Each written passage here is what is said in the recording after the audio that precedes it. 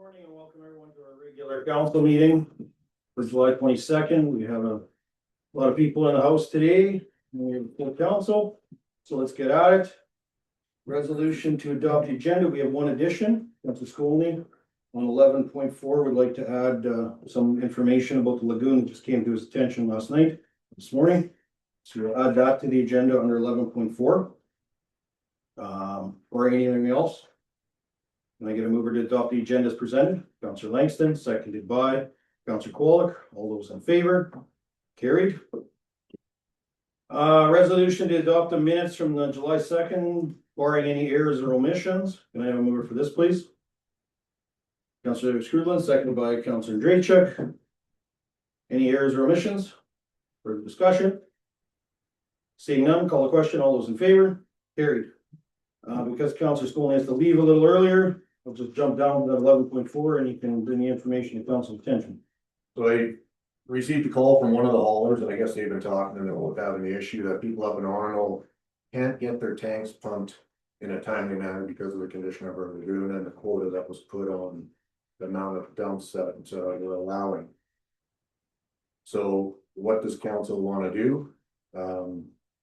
My own opinion is we gotta look after the ratepayers. They gotta dump. We allowed another municipality to dump and dump and dump. And it's 8 years, 7.5, whatever it is, I've been saying that we shouldn't be allowing, and if we are, then we gotta charge a premium.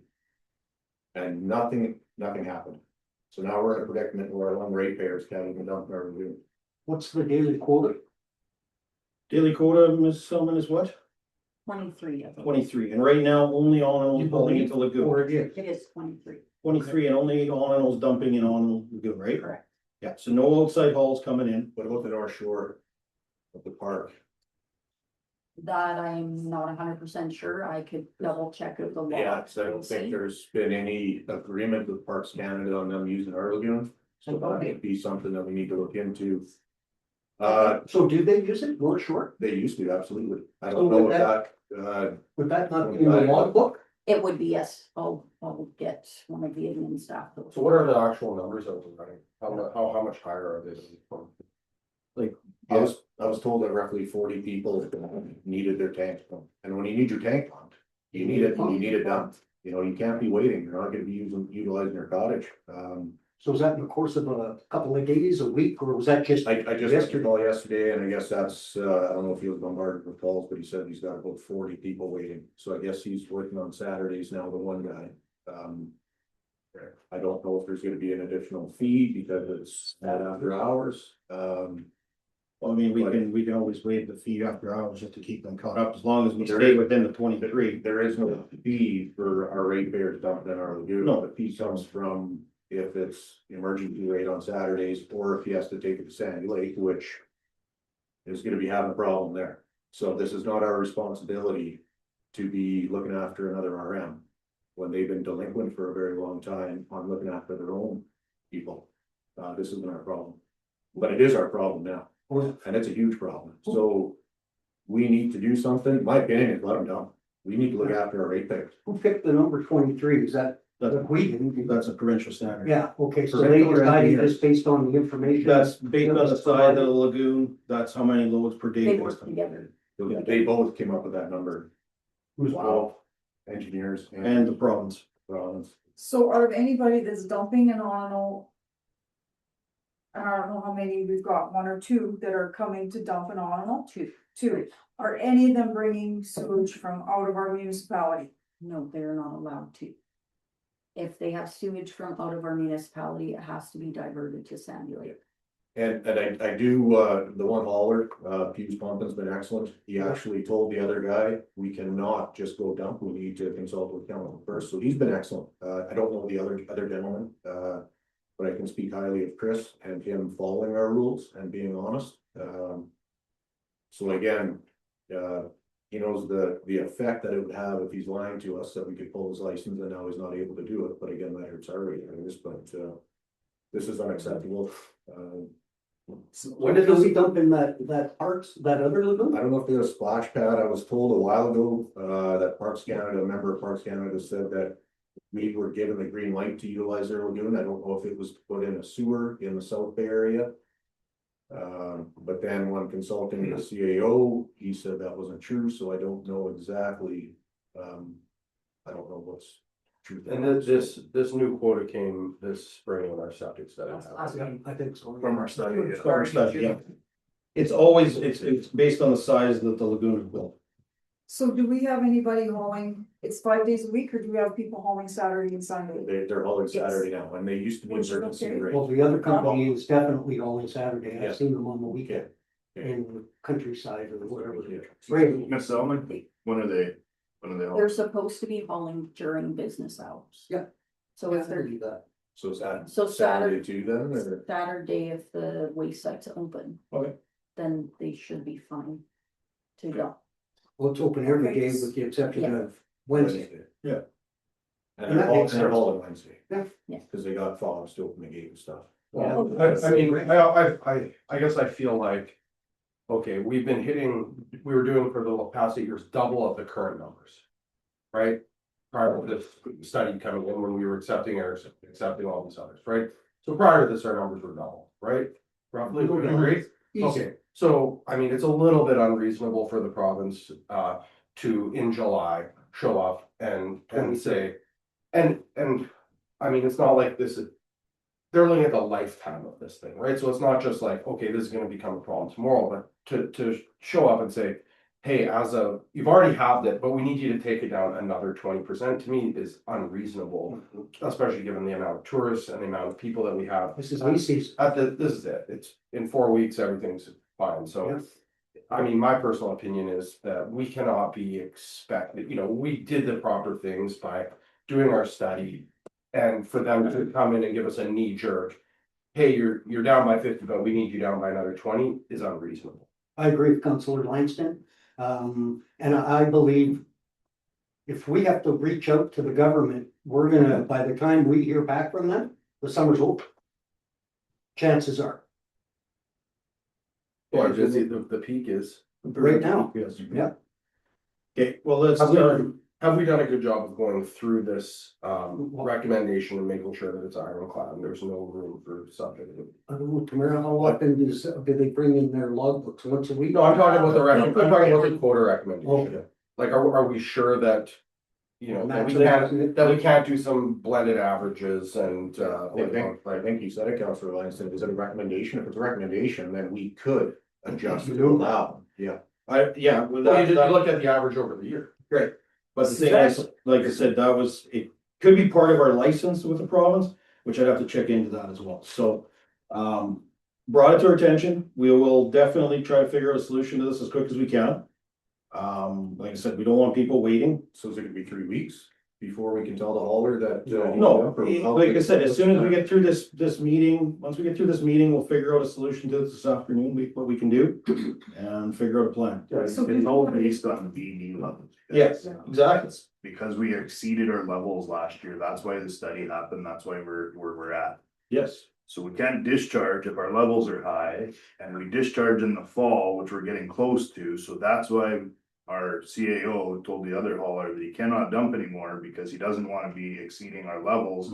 Where we can't discharge, then we get in a real pickle How often is that checked to see if those levels when are up? we discharge. So Okay, can we Or just, previous, probably, I don't know, maybe starts, Cody, do you know how long before They take testing and then they send it away to get the analysis, so it's just the duration of the test, they, days right before the discharge, so as long as the numbers are good, they're allowed to discharge. If they're not, then they have to give more time, and time is just literally sunlight treating the secondary cell. So is this council okay with telling the ratepayers up here that you can't dump until next week or whenever the hauler can get there because our quota is this? well, we can't afford to lose our license either. they can dump, they just have to haul it to Sandy Lake. So now an area that's highly taxed generates a lot of money for this municipality, has to go and pay double the weight or double the fee, double the rate to. No, they shouldn't have to pay I any fee. get it. Well, they have to pay freight. It's mileage, it's not a municipal fee, it's a fee from the hauler, which is understandable. Yeah. It's. More time, more gas. Time, absolutely. I get it's not fair, but it's 3 days. So Mr. Davies is back. He's the one that is done all the study. He's the one that knows the numbers. He's the one that is on the hook for Mhm. the the discharge of it, it's 3 days. I know it's Well, I think inconvenient. that's the problem, is that for years, we've been saying here, it's been brought to council's attention that we shouldn't be allowing another municipality to be dumping, and if they're dumping, it's gotta be at a premium cost. And now you look at their Facebook posts, they're charging more for their own ratepayers than we're charging. It just doesn't make sense. And Sandy Lake's gonna be in an issue like this too soon. Somebody else is filling up our lagoons, and we're just gonna sit here and tell our ratepayers, hey, sorry, you gotta suck it up. No, that's not acceptable. But if we're getting there saying it's gonna be 3 days, and that's what council wants to do, then that's fine. We'll look after the meeting what we can do and not to alleviate it, but like I said, it might have to be that we're diverting loads to Sandy Lake, we'll figure it out. And we'll make a plan. think we Right, need- it's brought to our attention now, we can deal with it, so we'll figure out a plan here after today's meeting. And if we can determine if the 23 loads are going 7 days a week or 6 days a week, because if it's 6. That 7th day should be able to handle the 23 loads, which will alleviate 23 at least out of 40. So we'll We see need what we to can, find out who's going and when. we'll figure all that out, we've got the log books, we'll talk to the pumpers and we can figure all this out. Okay, moving on here, transportation, number 3, Cody, come on up. Morning, Cody. Good morning. Good morning. The past 3 weeks, I had reported after the big rain there that we were in good shape. And then a few things hit water caught up to us. So we had some bridge closures just due to water flowing over the road beside, down from the bridge. No bridge damage, but we are having bridge inspectors come and look at it just because of the hydraulic pressure that was on the bridges, just to ensure everything is good. Yep. And then we also had one road washout on the Clear Creek, which runs out of Clear Lake and goes towards Horde. And it'll be repaired when the water level starts to drop.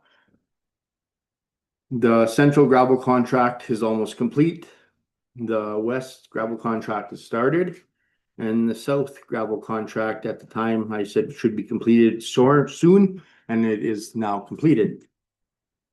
Our garbage site audit, which is what we're calling the information gathering from the users, has started and is going well as charging the new tipping fees. And for anybody that is wanting to know what the new tipping fees are, they can be found on our website. The graders are busy dragging roads and rural ditch mowing is ongoing. We also had the Schulte rep out to do a site visit when we were cutting grass. And he said that we're having the same issues that most people are, just with the cosmetic look of it and standing up, and that is so thick. So he really didn't have any improvement recommendations for us. And then we're also in the mode of addressing beaver concerns since all the water popped up. So did all the beaver concerns. And the next 3 weeks, which we actually started yesterday, was our cold mixing and around Onanal for the potholes. The asphalt crack sealing guys happened to show up as well, a few days earlier than expected. So they started in Onanal, and they're also doing Lake Street and Sandy Lake. Our rural ditch mowing will start to happen north of PR 45 shortly. The paving crew is going to be moving in to shape the roads that we're paving in the start of August. It was originally the end of July. The rains put them behind as well. And then we'll be doing the overlay in South Bay, Moosewa Drive, and Swenson. You going on Lake Street and Saturday? Crack sealing. Oh, just that down the middle. Yeah, where the pavement is cracked. Yeah, okay, They- got it. That was like a winter heat, okay. Last year we discussed, Brittany Alden Street, there's cracks when going through them, you stated that you'd be able to get them out and crack seal it. Is that still something that's gonna happen? Yeah, what they're doing right now is just the grout where those cracks are a specific product. It's called mastic.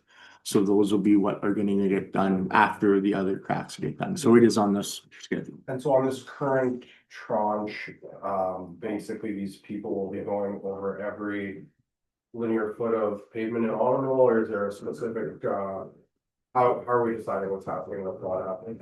If the road has alligator, which is the pavement is starting to have little cracks like this underneath, we don't bother with it because now the water can infiltrate cracks and that the road is in a sense too far gone. But so what we're, our crack sealing is about 10-year-old pavement, 12-year-old pavement. And Albin Avenue, because Albin Avenue seems to be kind of a one-off example of pavement that's lasted an extremely long time.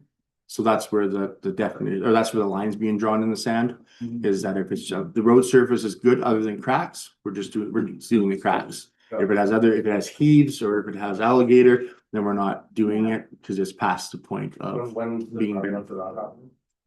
The crack Happening sealing. right now. It's currently happening. Yeah. It should be done probably by an end of day Thursday. I had a question on trail maintenance, it's probably don't want to come back, so can I chat about it now? Sure. Yeah, sure. On the trail, like, do we have a, what, is there a maintenance program on the Arnold Trail right now? We cut it when we can get to it. Right now, like we cut it, I don't know, 2 weeks ago, and it is planned on being done now bi-weekly or tri-weekly, like every 2 to 3 weeks. When we can get out there, in town here, the walking trail that goes from here to It's the town. up to Duro. Correct. And what about like, at Sporty's, Carrianas are just like fully growing in and like the trails grow. Do Yeah. we have a? We can trim it again. Last year we did do it in the fall and we had trimmed it back by hand. And I also inquired about scrubbing it out, and the landowner that is giving us usage of the land is not allowing us to do that. So hand trimming is the only way that we're able to maintain it. So it will be done again this year. And do we feel like we have adequate human resources or tools or like? I just feel like every year we kind of like get to August and it's like, oh, this needs to happen. It just feels like, well, we just need a plan, right? And it should be done twice a year. And I don't know if it's a resource thing, like if we need a third party and I'm open to doing that, I just like, it's a very predictable problem. I'll admit, I guess it's maybe one of those things, out of sight, out of mind. You really don't think about it. It's a nature trail and you're not on it, so you don't think of it, but it's something that we'll just try to be more attentive to. We do have the ability to do it. Do you have the proper tools to do it efficiently? Yeah, as far as I know, yeah, like it just takes some more and some But like when Carrianas are just like growing, what do you got, what tools do you pick for that? hand tools. Yeah, Like snipping. Like electrical tools, so like, No. should we, do we need to get like, spend some money on electric tools so we can? Well, we Wanna could maybe use try it. looking at better and more Yeah. efficiently. Like we just recently started trimming it back. Like it hasn't, Carrianas weren't really an issue until last year. Yeah. Because they weren't that big when the trail was first put in, right? And the trail's been now 10, 15 years, so everything's starting to get bigger and bigger. But yeah, we definitely look at doing it with. Yeah, I'm just like getting calls from people on Octopus Lake and they're like, is there a plan? And I'm just like, we need to be able, you know, people are spending 10 grand on taxes on that street. And, you know, we need to deliver on that. How long will they be here, providing the weather's good, the pavers? What do they estimate, a week and a half, 2 weeks? I honestly didn't even ask them. Okay. It was kind of, they're honestly like the shaper, like the shaping compacting crew, they probably, you know, if I was to guess, a week. Yeah. And then same thing when they come in to do the overlay, they're honestly, this is a little bit bigger than normal. So I would guesstimate 5 days again from start to finish. Okay. They move in, do it, and move out pretty quickly.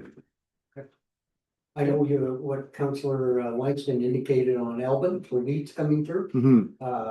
That new pavement that was put in last year on Meadowview where the water drains and goes underneath that, in that culvert. Oh, Where yeah. the new pavement was, there's fresh weeds growing up through the pavement there too.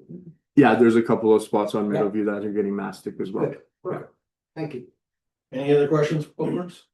Great job on the potholes. It was nice to see the guys out getting those holes filled. Yeah, we'll forward it We on. got lots of them. Oh yeah, there's no shortage. Any other questions, Public Works on this one? Okay, moving on, 3.2, request for access on 332 Lake Street. Can I get over to get this on the table?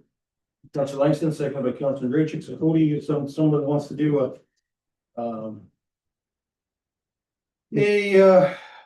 driveway. Yeah, second access, all second accesses go through council. The current access is on the back lane of Lake Street. They want to put one off the frontage. The road allowance is rather wide in the sense of where their houses are as well. So they're also requesting to develop the public reserve, the road allowance portion that's in front of their house and between the house and the road. Mayor, can you bring that up on Google Earth so we can have a? There's pictures on your, there's pictures on Was there a Google Yeah, Earth? there's a picture on there, See that map? right there, Right there. right there. Scroll. Okay. It's right there. You can see, if you go up a little bit more to, you can show.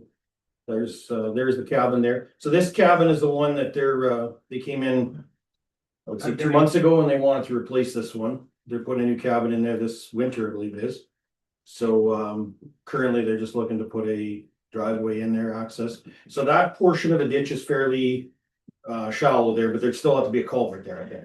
Oh, yeah, culvert, and it's an uphill access, so there's a possibility of water running down it as well. Very steep. Yeah, it's very steep. It's got, yeah. At So I one was point, wondering like if he's digging it out or did he say? no, not digging, not touching the ditch. The ditch. No, but I mean, his bank, like, cause it's. Oh, yeah, no, that would be the intent, would be to dig out the bank, flatten it out. And it Yeah. has a picture that I provided there with a rock wall and everything else. Yeah. Yeah, no, touching the ditch was not an option. No, Because we like had our ditch and- walkways in there at one time. The drainage there is finicky. If he puts a culvert in, where's the water here drain? The goal goes south there. Then a drain. It goes south there. So where's the driveway on existing right here on that? There isn't a driveway there. Driveway goes on to the back. Take The it off. back lanes, right? There's only, the only access to the property there is the back lane. Okay. But some of them on Lake Street have access on the front. Yeah, but that's his. Can you scroll down Yeah, there hasn't been any new accesses and to show the lots?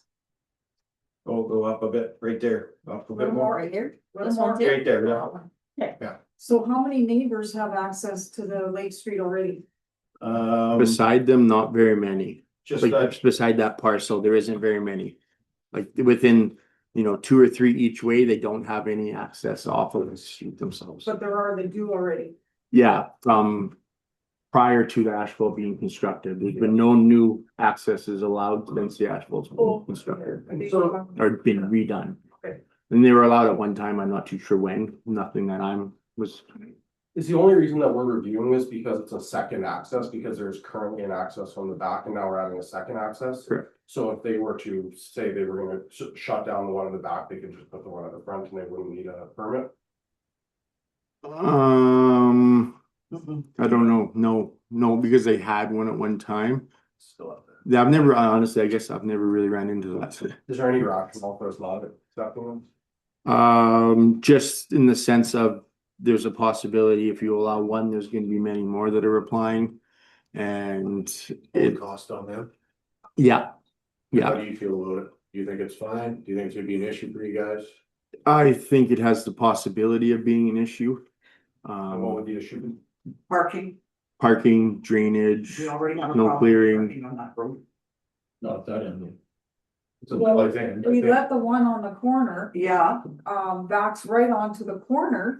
Mhm. That one had a This is current further down. access. yeah. Was already done. That one was already an access that was there. Oh, I get it, but if it's a safety thing. or a And where's the water parking gonna go? You put a culvert in. So right now, they only can access it The from the neighbor, the back. neighbor complained. Most of Put the those culvert in. properties only access from the back. Yes, So is it because they're moving the cottage back and taking advantage of more space for the bigger cottage, or? I No, thought they it Are they need, gonna have access to both things? no, they you want get access to be able to store items yes, In the on- off season. yes. in the. So do most of them not just hook up and drag it across the street, bring it up on their lawn anyway?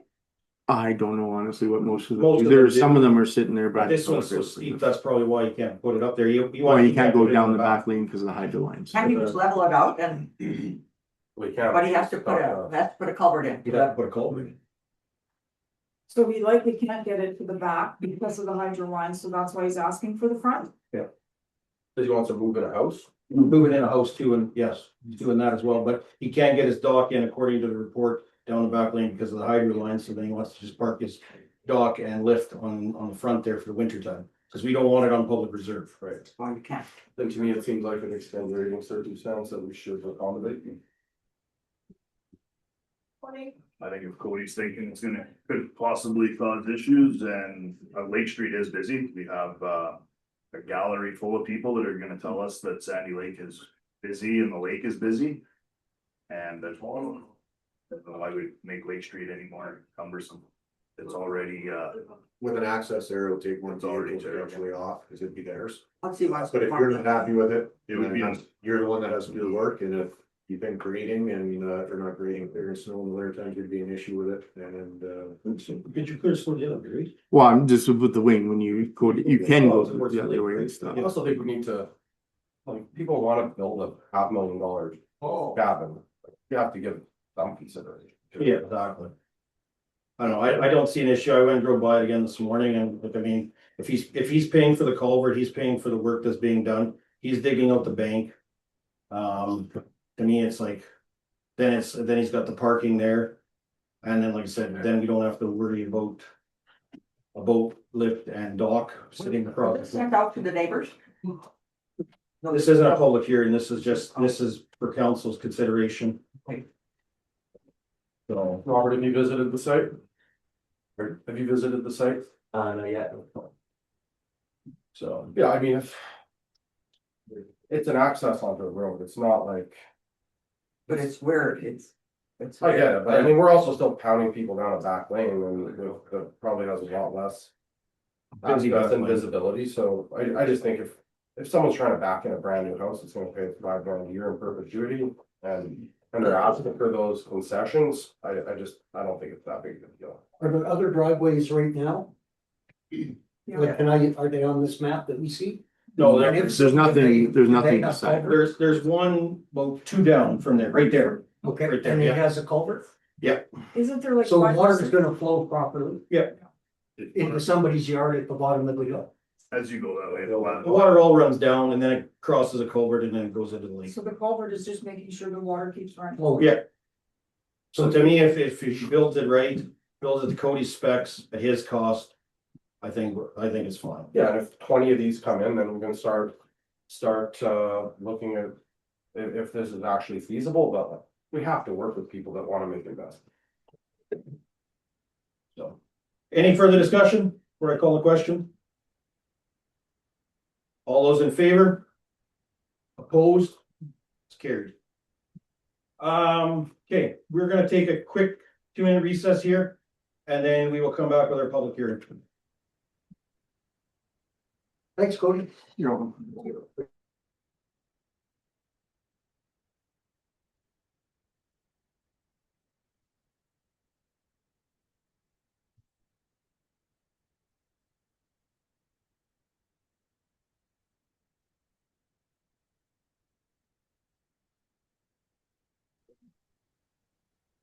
Okay, we're back into regular session. Can I get a mover to open this first public hearing? Counselor Langston, seconded by Counselor Draychik. All those in favor? Carried. Robert, go ahead. This is second reading of the Municipality of Harrison Park Development Plan Amendment Bylaw 168. Brody Ball has made application to amend the Municipality of Harrison Park Development Plan Bylaw 138 as amended. The general intent is to redesignate a portion of Northwest 10-18-20 and Southwest 15-18-20 from general agricultural area to rural recreational area. And this is to allow future development, possibly like a campground or subdivision for residential lots. These two properties are located on the east side of Sandy Lake. On February 21st or 25th, under Resolution 2026-051, the matter was given first reading. The bylaw was circulated to government departments and agencies for review and comment following first reading. Prior to second reading, a public hearing must be held, and public notice given under Section 168 of the Planning Act. Postings were made in the municipal office, as well as ads placed in the issues of the South Mountain Press, Crossroads This Week, and Minnedosa Tribune on June 26th and July 10th of 2026, as well as sent to all adjacent municipalities and the provincial park. Notices were also sent out to everyone within 100 meters of the property. I do have a list. Since sending out notices in the papers, we have received 38 letters of objection and 3 letters of support. The provincial circulation resulted in 2 recommendations. Manitoba Agriculture's and Community Regional Planning recommended that the municipality of Harrison Park do not proceed. Manitoba Agriculture's recommendation is due to removing agricultural land, which is Class 4, and may be deemed Class 3, which is considered prime agricultural land, which can disrupt current farming operations with new development. Community regional planning recommendations are due to protecting agricultural activities as well as protecting prime agricultural land, viable lower class lands, existing livestock operations, aggregate extractions, and sensitive ecological significant environmental areas, which are stated in our Municipality of Harrison Park Development Plan Bylaw 138 under Part 12, 12.2.4, Part 14, 14.2.2, and 14.2.4. We had also reached out to the Aquatics Ecosystems Branch, and their recommendations were to have a few studies done before any development is done. Excellent. Yes, I read all the reports there from the province, Mhm. so. All right. Brody? Brody, come on up.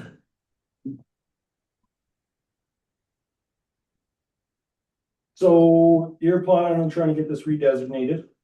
Yes, What's, if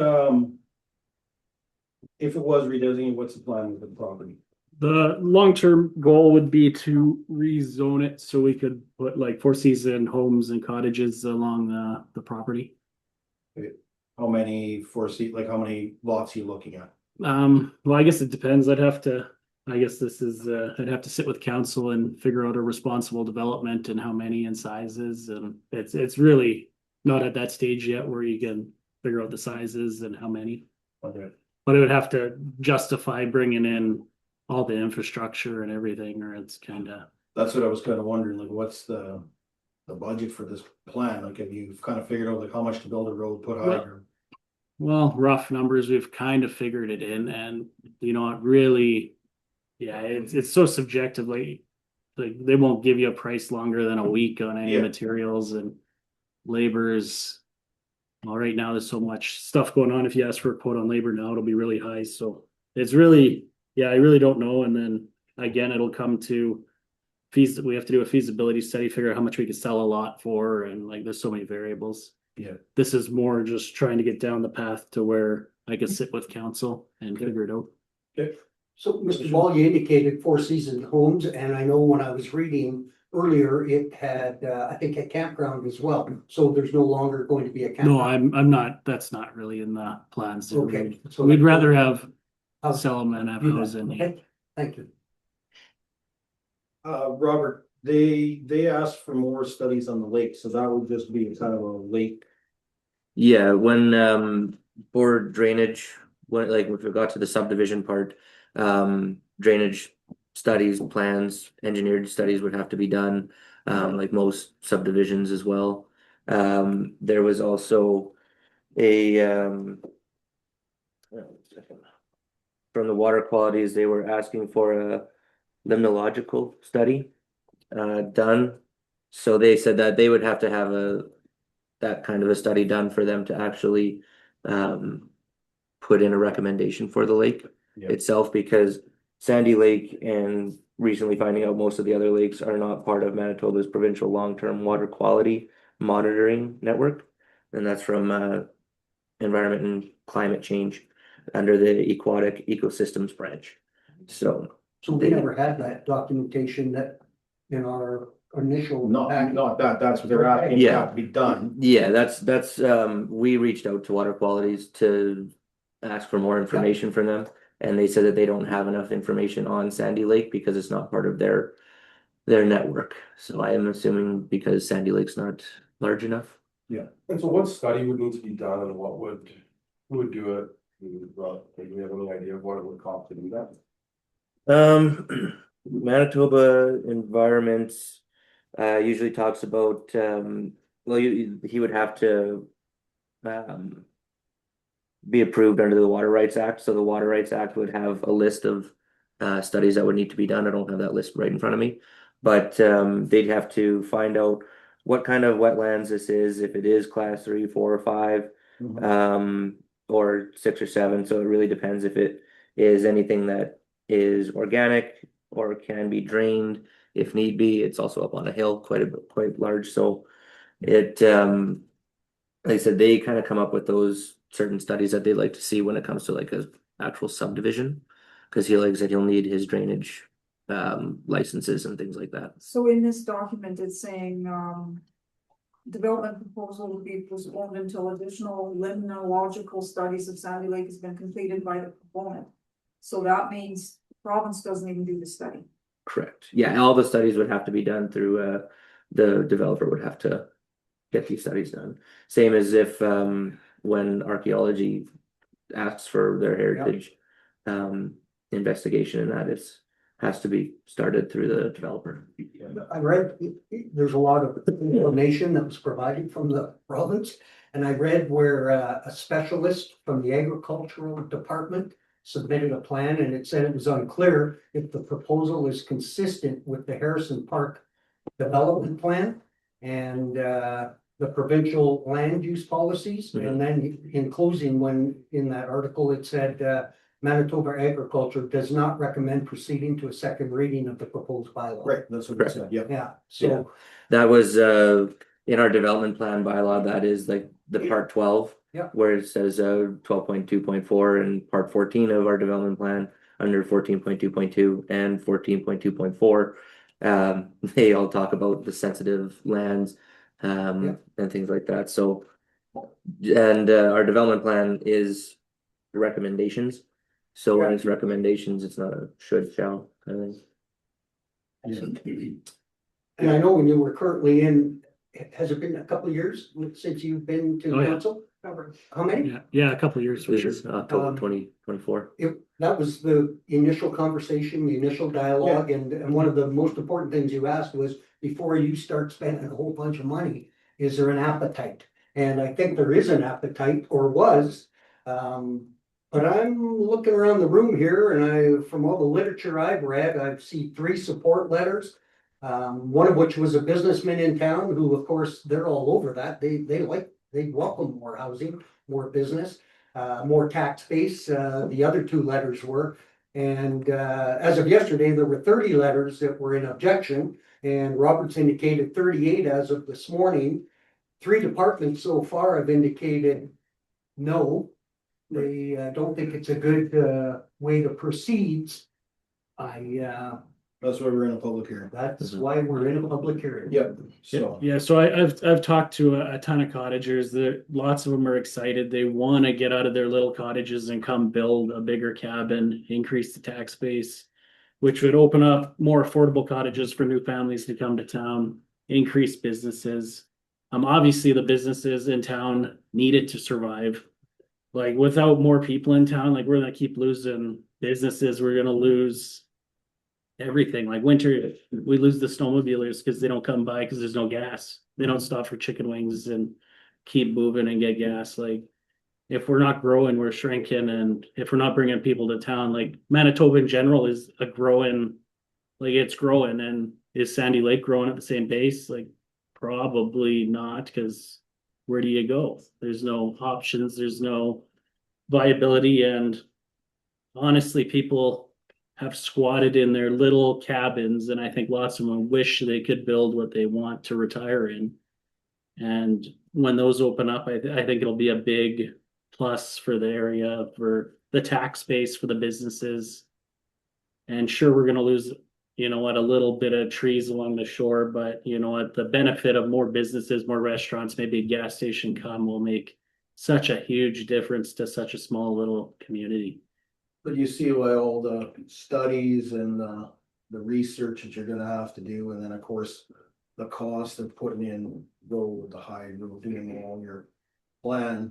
Do you notice that these lots are going to be pricey to buy, let alone build on?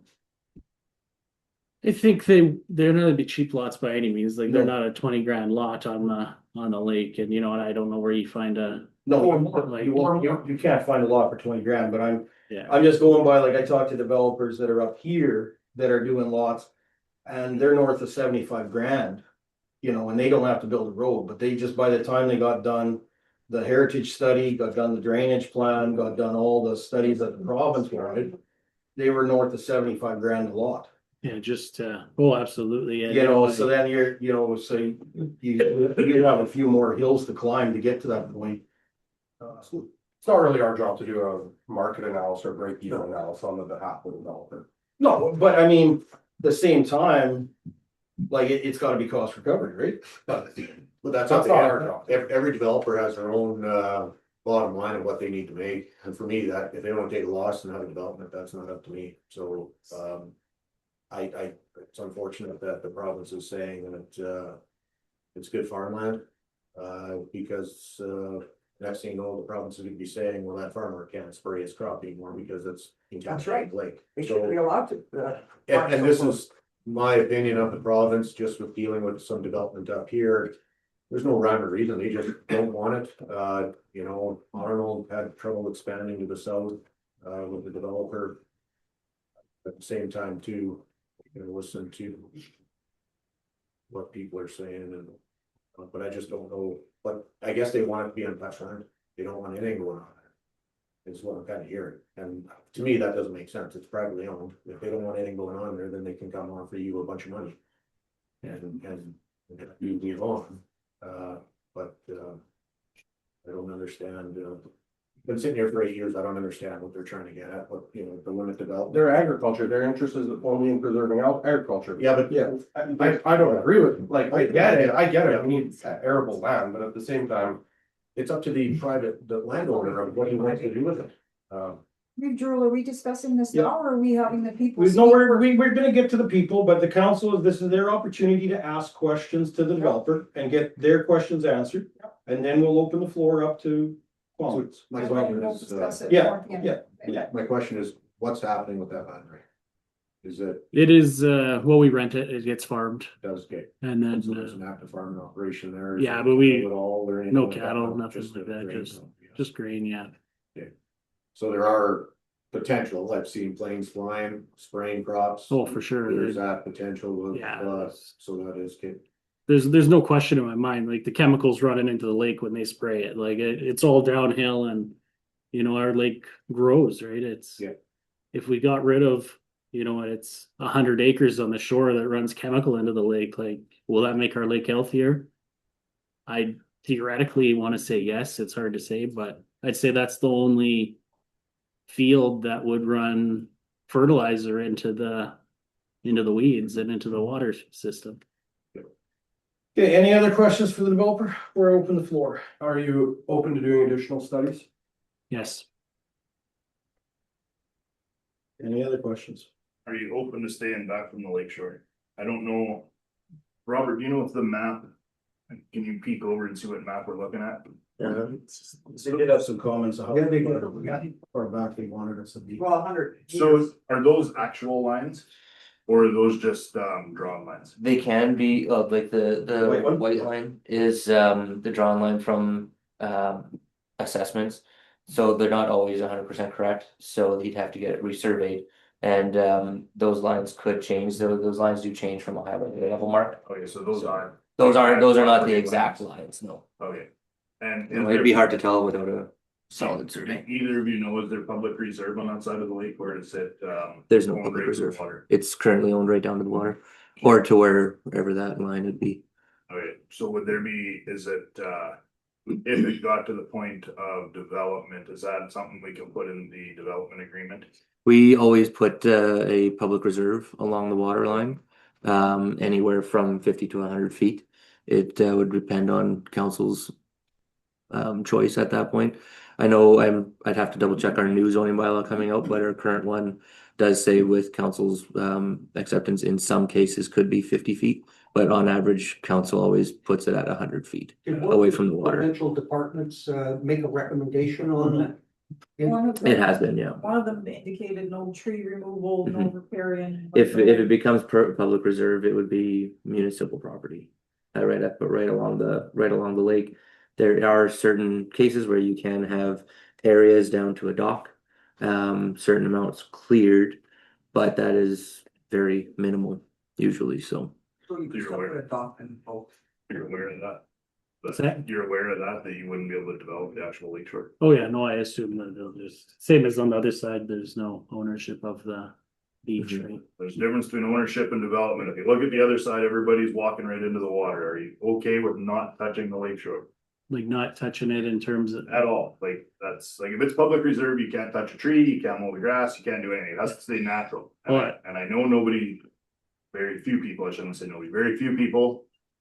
You know, abide by that rule, right? We do a subdivision and the next thing you know, it's clear right to the water and there's flattened grass and A it's dock. just like, so when I read 30 letters, the majority of them are worried about water quality. So if we get rid of the riparian zone, then we hurt water quality. So are you, Well, I'd sit with council and go over all the options. I guess, you know, my understanding is this meeting was just to plan on rezoning or proceeding to rezone it from ag to residential, and then all the finer points I can sit with you guys in the community and figure out what's a reasonable plan for the town, what makes sense and what doesn't. And you know, if it doesn't make sense, I guess we don't do it. And if it makes sense for everyone, then I guess we proceed and hopefully revitalize town. Is this part of the LUD then? This, no, not. okay, that was the only, comment. I agree with you, Jeremy. Okay, any other questions? Okay, I'll get you to step back and then we'll open the floor now for Okay. letters or people that want to comment on this. So I'll start with in-house. If anybody would like to sit back to this public hearing, please raise your hand. Come forward and I'll give you the opportunity. State your name and address, please. It's Mark Wahaski and I reside in Sandy Lake. I just wasn't clear on the lines that are on that map. What they represent. So the green, what is the green and what is the white? The green is just circling the area, and then Okay. the white is the property lines Property. themselves. But So- the overlay on the map is not 100%. Yeah, I get it. So some of those white lines, there could be, what is there? There's several hundred feet there. It could be On the roughly white line. out. They're usually not out by that much, but the amount of times that they reassess those lines on the map itself aren't very often, unless there's a survey done showing exactly where the property lines are, and that can change with the high water marks as well. So The other thing, I guess, comment I'd like to make is for council. Rezoning this now from agricultural to whatever. Really can't be dependent on, well, we'll talk later to figure out what we're gonna do. We know there's gonna be a development there, we know what kind of impact it's gonna be, so. I mean, I think it just needs to be addressed now, whether or not it should be a go or not a go. Because it just seems. Trying to get it off agricultural, that's step one. But if you think forward, maybe 5 years, 10 years from now. If it is out of agriculture, then it's gonna be, we're gonna propose this and then we're gonna propose something else.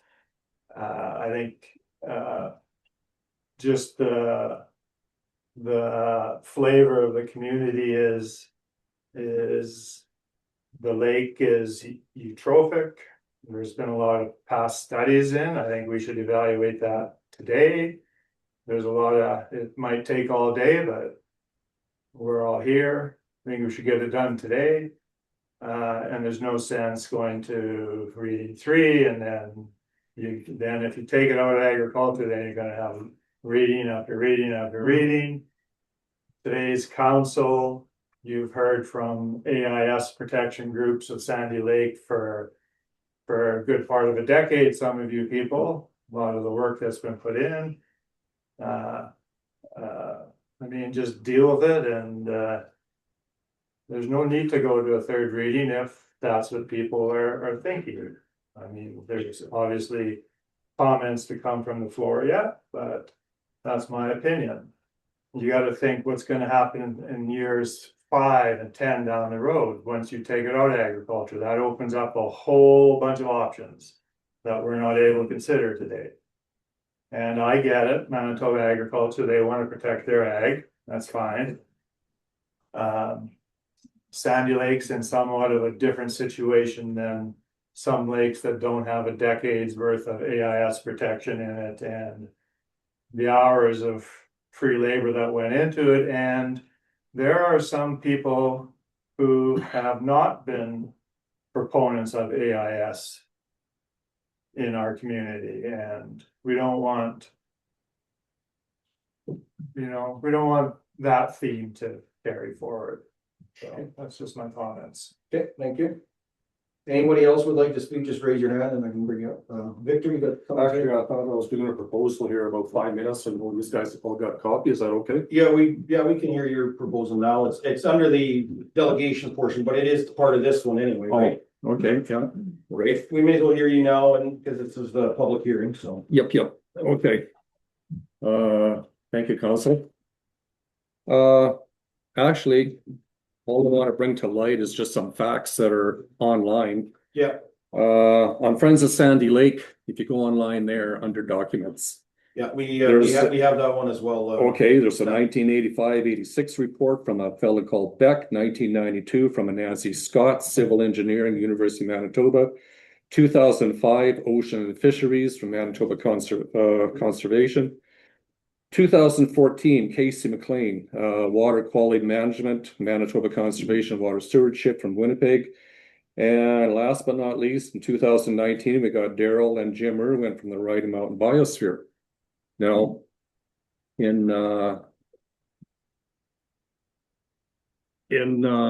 let's see now. Now, Mr. Beck from the Department of Environment and Workplace Health and Safety did two studies in 85, 86, confirmed, and one in 86, he just wanted to confirm his findings. Because I think the way it's worded, I think he was a little bit hesitant for what he found in 2005. Now, from the 85 report, Mr. Beck categorized Sandy Lake to be a third level lake of concern due to the high level of phosphorus, with nitrogen levels that could easily build blue-green algae blooms, which deletes oxygen levels. Phosphorus is the main nutrient that controls algae. Over the years, the Manitoba government has posted health warning signs right at the beach during swimming lessons because of blue-green algae. Yeah. And that has happened actually a few times. Now, the lakes are categorized into 4 different categories. The olographics, which is like East Blue Lake, West Blue Lake from the Duck Mountain. You got your pure little lake somewhere in the middle of nowhere, and there you go. The mesotrophic lake is under 25 phosphorus levels. Now that's Crawford Lake, Thomas, Stewart, Seach Lake. All those lakes are still good. They're very minimal amount of cabins around the lake. Now, from there we go with the eutrophic, which is a range of 25 to 100 phosphorus levels. Now that's getting up there. Now, when Daryl and Jim Irwin did their study in 2019, Yep. the level was at 71. So from 25, we're up to 71. That's slowly been creeping up all this time. We hit 100, and then I don't know what the province will probably start doing their own thing after that. They'll start telling us where the lake is at. Because once you get to the 4th level with phosphorus, you got your depletion of oxygen levels. You got to keep your pets away from the water. Swimming is not recommended. If you do, you wind up with stomach cramps, diarrhea, could cause ear, eye, nose, mouth sores, and whatnot. Like Sandy Lake has no stream or creek running through it. We don't flush. Right. It's just a dead body of water. It doesn't go anywhere. So what we got is basically what we got, and we got to deal with it. Well, Mr. Beck in 1985 stated that Sandy Lake had approximately 231 cabins along the lake. Then in 2005, the other study, that one said that we had 260 cabins around the lake. And then I contacted the RM office here and asked for a cabin owner. They didn't know. But there's a cabin owner at the lake there that took a leisurely ride around the lake and he counted over 300. So Mr. Beck's report in 85-86 recommended that no further development be allowed around the lake. And that was at 231. Okay. So we've gone considerably up from that already. Now to conclude on Mr. Beck's report on page from his 86 report, page 82 or 52, 53, and 63. What he says is Sandy Lake is eutrophic lake and subject to excessive rates of nutrient loading, which can be accelerated. Further recreation development would be allowed as Sandy Lake is at its maximum potential. So, okay, there's that. Now, Mr. Beck also, in his study, he calculated the square meters, surface meters of Sandy Lake. And with that, he come up, and for the reason of safety, fuel spillage, and shoreline wave action, and he come up with a total of 77 motorized boats. And other studies don't disagree with that at all. And from the boat inspection station from 2005, we've got 64 Sea-Doos just last year, 64 Sea-Doos, 144 fishing boats, 101 pontoons, 23 lake boats, for a total of 332 motorized boats. And that's not counting the 117 kayaks and canoes that we got that are trying to mumble jumbled in between there. Another study from 2005 is an engineer, a civil engineer, suggesting that all cabins around the lake should be hooked up to water and sewer and hooked up to the town system, the lagoon. Like that's just to eliminate the septic tank leakage. And they figured that there is, or at least do a sewage management plan for all the cabins and homes around the lake. And Sandy Lake doesn't have, what they're saying is there is no phosphorus study plan for the lake itself. Now, from the pre-studies in the water protection group, we did at the bottom of the lake prior to the aeration system and a scuba diver working at depths greater than 10 to 12 feet, the sediment ranges from 10 to 20 inches of lagoon type material. Now at the bottom of the lake just goes from shallow to deep. Now it's just like jelly going to the center. Okay, now when I first seen the first sample come up, to me it looked like a pail of grease. But that's what it looked like. And when asked about it, they just say it's sediment. After you get a good whiff of it there, it tastes more like sediment from the lagoon. Okay, so this is in the bottom of the lake for the good chunk of the lagoon. Now, how you get rid of that? Well, I don't know. The aeration will help some, but how much of it is coming into the lake versus what the aeration could do, this is going to take years. You know, and I thank council for supporting us on that. One of the studies recommended was to only have one boat launch.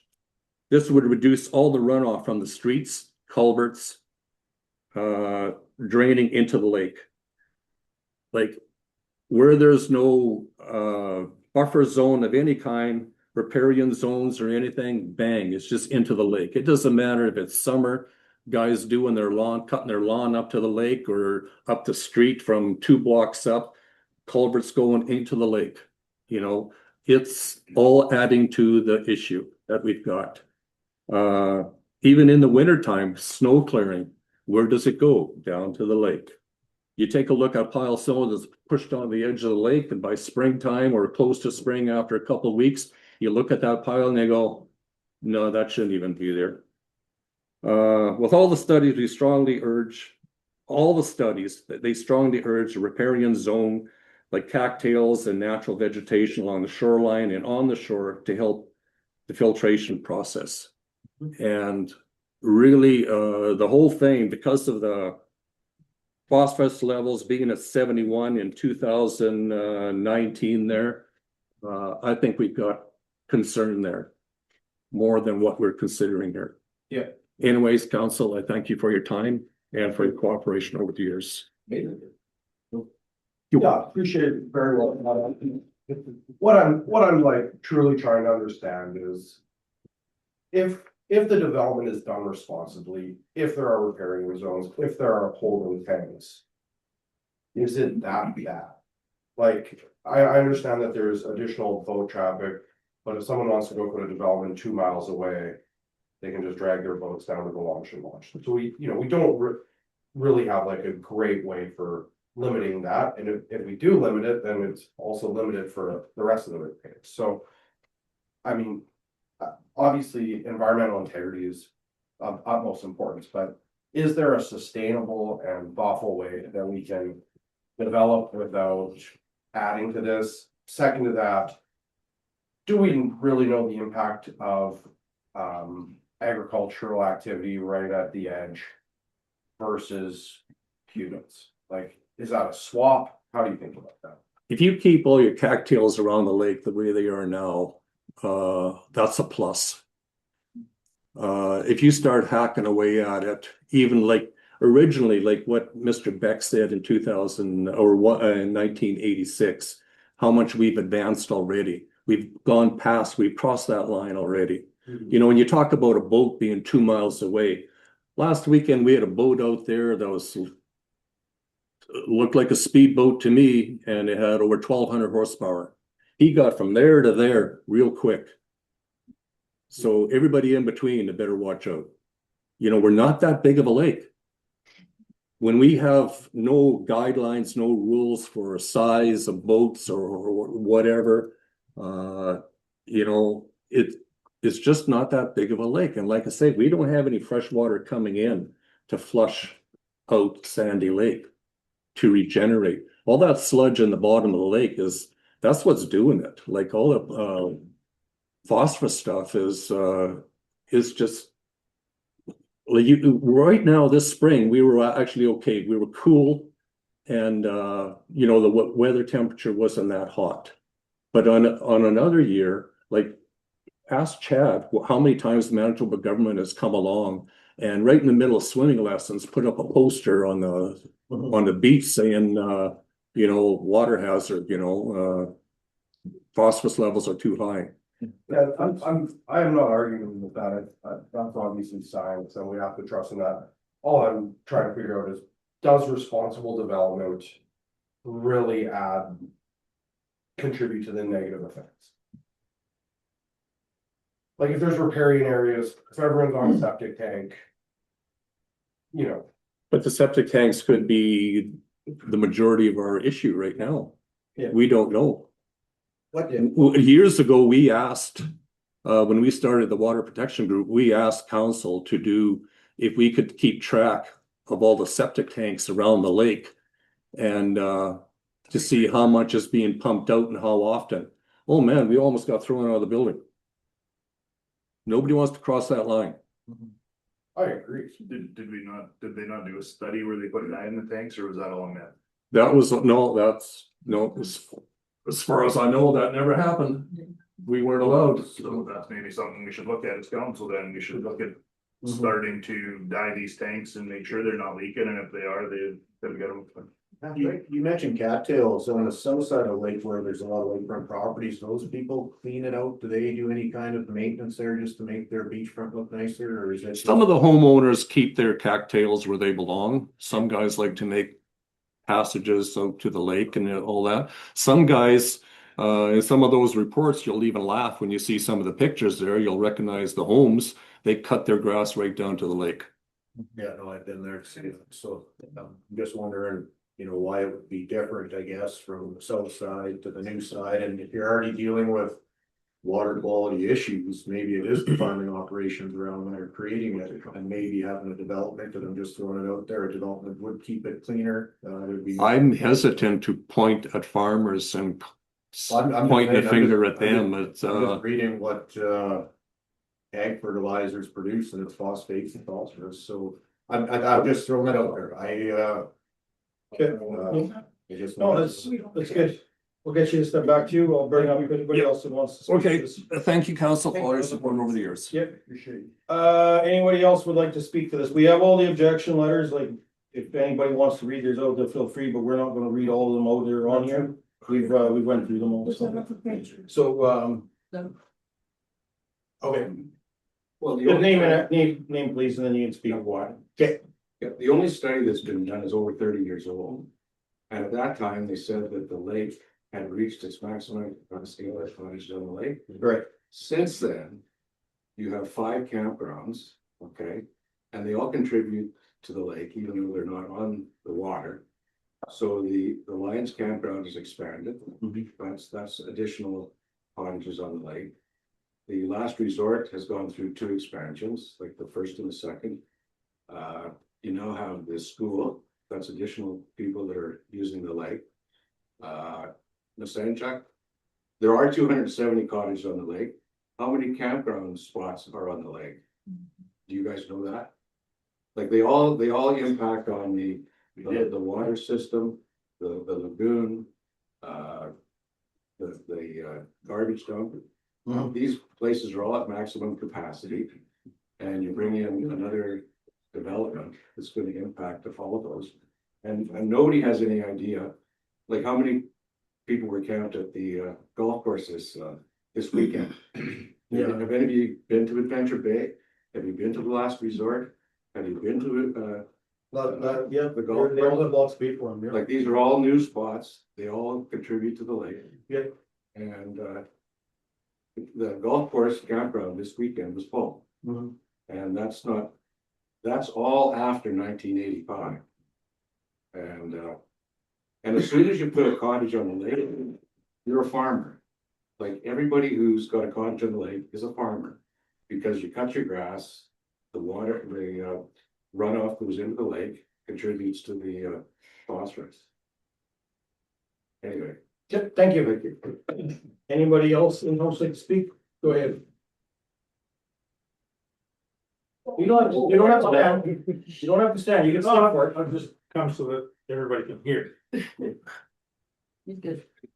My name is Doug Hayhurst. My wife and I have a summer residence in Sandy Lake at number 4 Cernick Drive. We are adamantly against this development for the fact that there, to our understanding, there was a moratorium on the lake. There was to be no more lakefront development. I'm very concerned about the lakefront development that Mr. Ball proposes. I heard Mr. Councillor Langston say responsible development. Is Mr. Ball going to be responsible? He hasn't been a responsible steward of our lake. He launches his boats, and I say boats, from his own shore rather than coming through the inspection station. I don't think that's right. And if he develops the property, how many more people are going to launch their boats from his property and not go through the inspection stations? The other thing is just about every cottage and home on Sandy Lake, you can look across and see a wild area. If Mr. Ball develops the east side, north side of Sandy Lake, that won't be true anymore. We will be very close to Ditch Lake.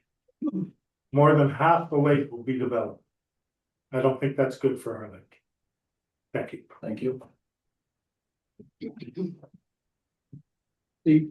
My name is Lucille Mendrow. My husband Ron and I live at 72 Beach Road. I am opposed to this development. Our lake is not big enough to sustain another development. You see it every day. When I look out and I see pontoon boats flying by and speedboats flying by and a kayaker, it doesn't work and it's constant. This lake cannot sustain more development. Our infrastructure in our community cannot sustain more development. Our lagoon has a short life. Another development, where's it all going?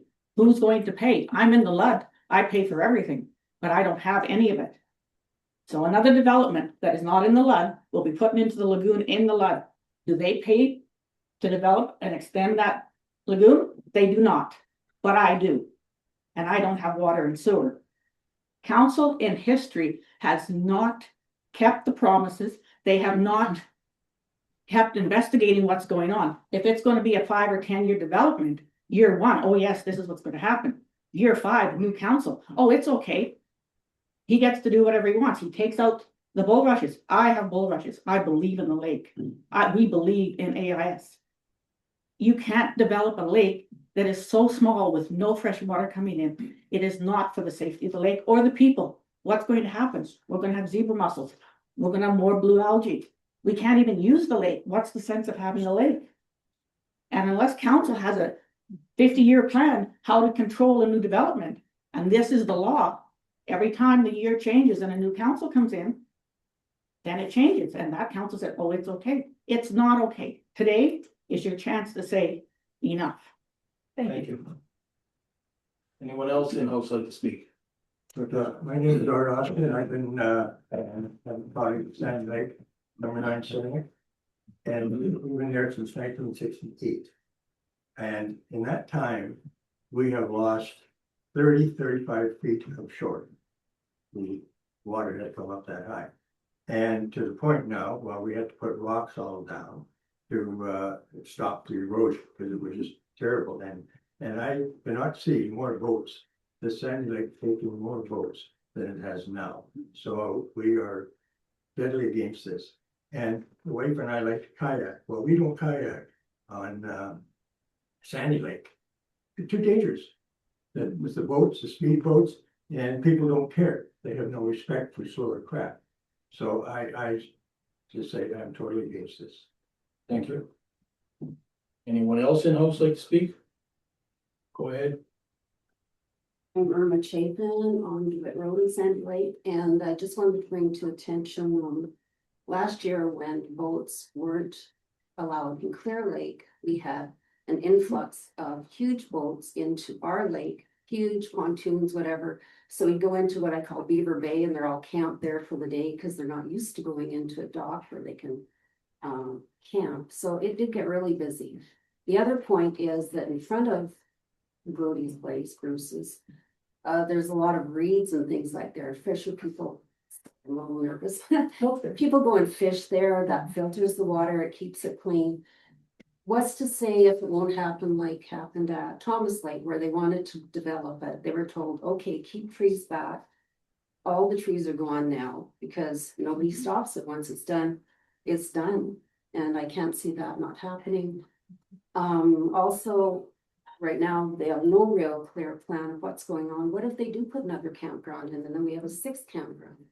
If you go around campgrounds in Sandy Lake, every one of them has a boat that contributes to our boat traffic and other stuff. And what's to stop if this development goes through in another 20 years, another guy comes along and wants to develop, and then we end up like Ditch Lake, surrounded by cabins. And frankly, I like Sandy Lake the way it is. We could use a few more businesses, yeah, but it's a quaint little funky sister Clear Lake, and we like our quiet little place. Thank you. Thank you.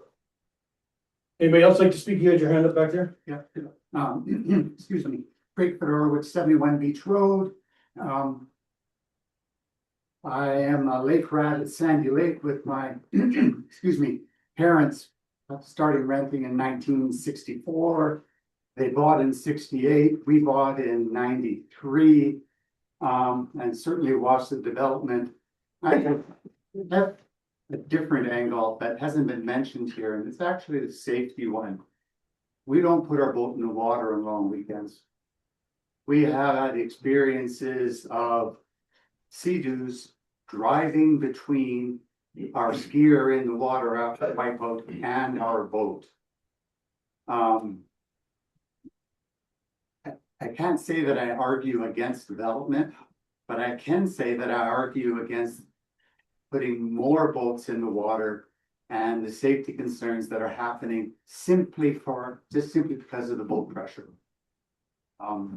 Yeah, I think we're maxed out, and there are studies that have indicated 30 years ago that it was maxed out, despite the fact that we probably have added 300 camping spots on the lake.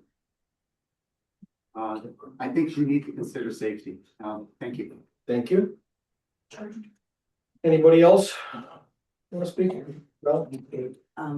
I think everybody, Just name Valerie Winus, 7 Beach Road. I think everybody's kind of said the same thing I'm thinking, but the study that Doug mentioned, there is a part in there that every boat on the lake for safety reasons requires a certain amount of square yards or meters. I don't remember what it was written in, but it did have, there was a safety thing that the number of boats needed this much water space. And I think we've outdone that. And the other thing that no one's mentioned is when Mr. Ball was talking, he brought up that it would help the businesses and stuff. And like I live here, I frequent the co-op all the time for my groceries, whatever, but there are a lot of cottage people coming from Brandon, Minnedosa, wherever. They never come into town. So I don't know if that's gonna help the businesses or not. A little bit, like people come in and get a few groceries, but the majority of the cottagers just drive up from Brandon, go straight to their cabin, they have everything they need. And they don't even come into town. So I don't think the part about it'll help the businesses is really gonna help businesses. Thank you. Okay, Hi, Bob Ira, number 7 Slow Cruise Drive, Sandy Lake.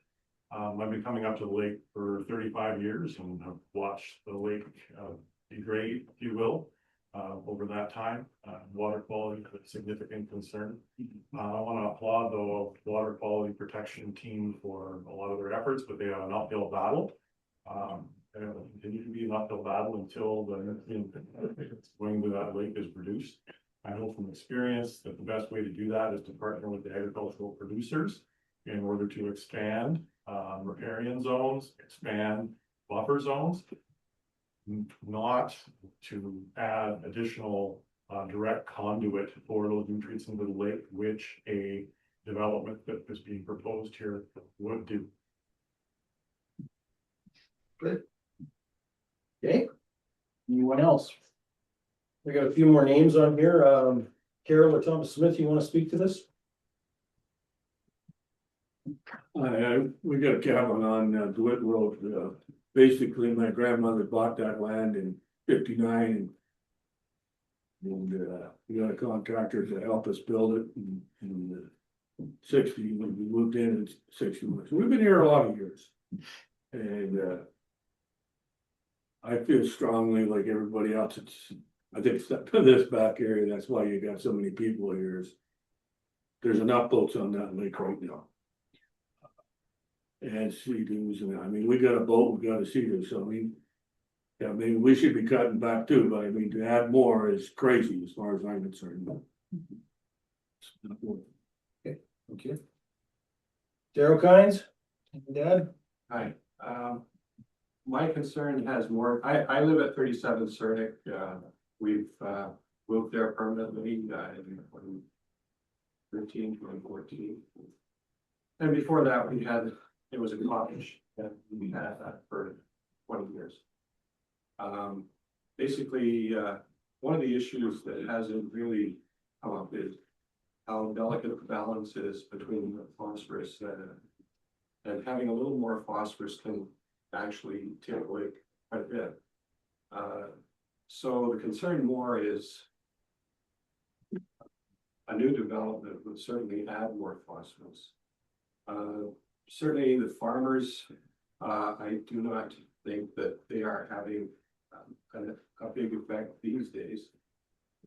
In the past, I think that farmers put a lot more fertilizer on than they do now. They have equipment that will figure out when they harvest how much crop they're getting, and therefore the following season they can limit the amount of fertilizer they're putting on parts of the land. So that's been an improvement.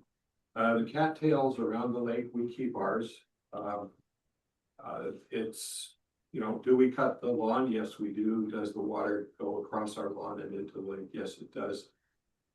Probably watering with lake water is a better alternative than not and putting fertilizer on, because that lake has a fair bit of fertilizer in it based. The golf course waters with it. They're not as much of a problem as I initially thought. We worked with them for a couple of projects. But basically, the lake is fragile. If you get rid of any of the riparian areas, the cattails and so on that are around the lake, that's a bad thing. The lake has a lot of protection because there are lots of cattails in the area that drains into the lake. I've had a pretty close look at that. Could we do better? Yes. maybe if we partnered with farmers. If we put a development on the lake, I think that's going to be a bad thing for the lake. The tendency would be that people who are on the lake would want to have a boat lift and a dock. And that may not happen in the first 5 years, but eventually it will. And that's, you know, you're gonna be cutting a path down to the lake, and in fact, your development plan says that people are allowed to do that. I would suggest that we talk to someone like the Assiniboine West Watershed District to find out what is a reasonable riparian area to leave. I don't think it's 100 feet. I think it's a lot more than that. With regard to aquatic invasive species, if we get them, then we have more blooms that are dangerous. You know, these things eat the good algae, reducing the fish stock. And what we're trying to do with our group here is to protect the lake. And we do aeration and we do watercraft inspections. And the vast majority of people have signed up for this. They pay $20 a year. If they're from the campground, we let them in. If they're tagged, well, we inspect them. If they pass the provincial type inspection, we let them in and offer them the ability to come out of the lake. We tag them as part of the program. It's a single cost per year. You get inspected. You get to go into the lake. When you come out, we can ask you to join the program. If you join the program, then we tag you going out. Your next inspection is not required if your tag comes back intact. If you decide to go somewhere else, new inspection. So there's a lot of work involved in that. And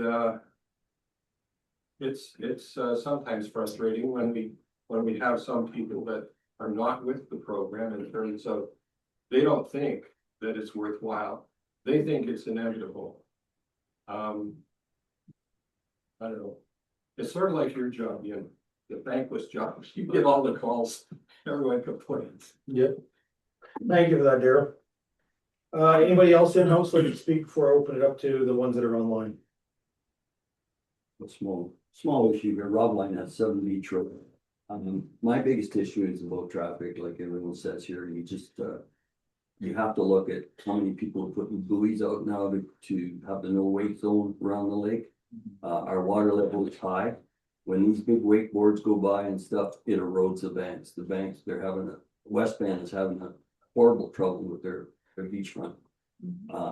So I think right now we've got more boats than we need as far as that, and more irresponsible boaters because they're not owning lakefront property and looking after the lakefront property. They're out there, yes, they're having fun. I'm all for that, but do it in the middle of the lake. I've had more boaters cut me off and even water ski within 10 feet of me when I'm fishing. Like, so these people, I know it's hard to educate people, but the more boats we have on the lake, the more damage we can have.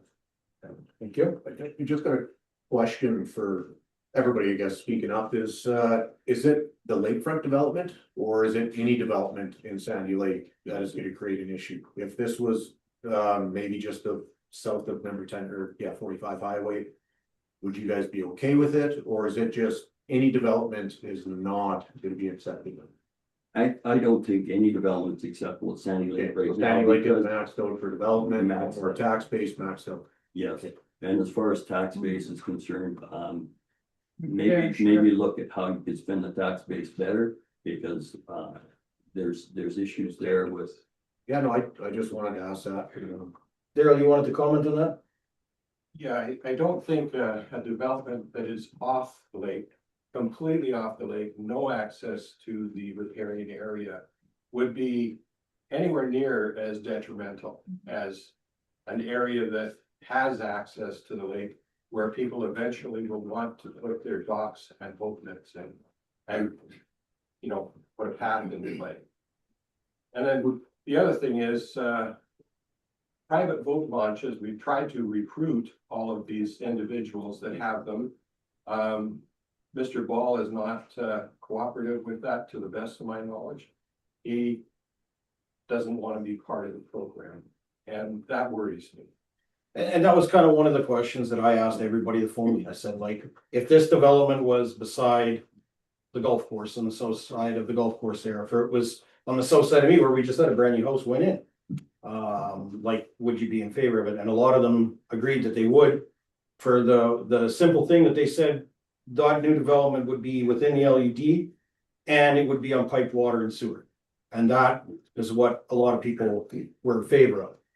And so that was, because that was the number one question I asked everybody. So yes, there is the issue that our lake is crowded. We're hearing that loud and clear here today, but there is environmental issues as well that we have to look at as well. So that's good. Anybody else in house like to speak to this before I open it up to the internet?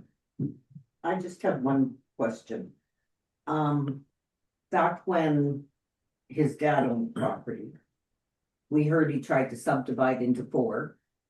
And he was told no, he couldn't.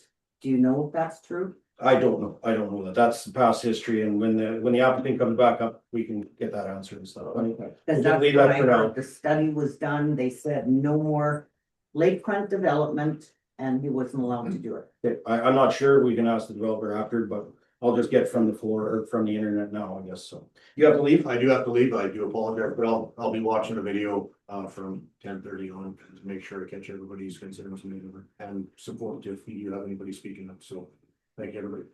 Okay, just make a note of that, Ms. Sullivan. Anybody else in house before I open it up to the internet?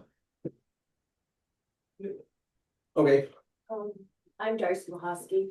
I'm 5th generation in Sandy Lake area, grew up there as a kid.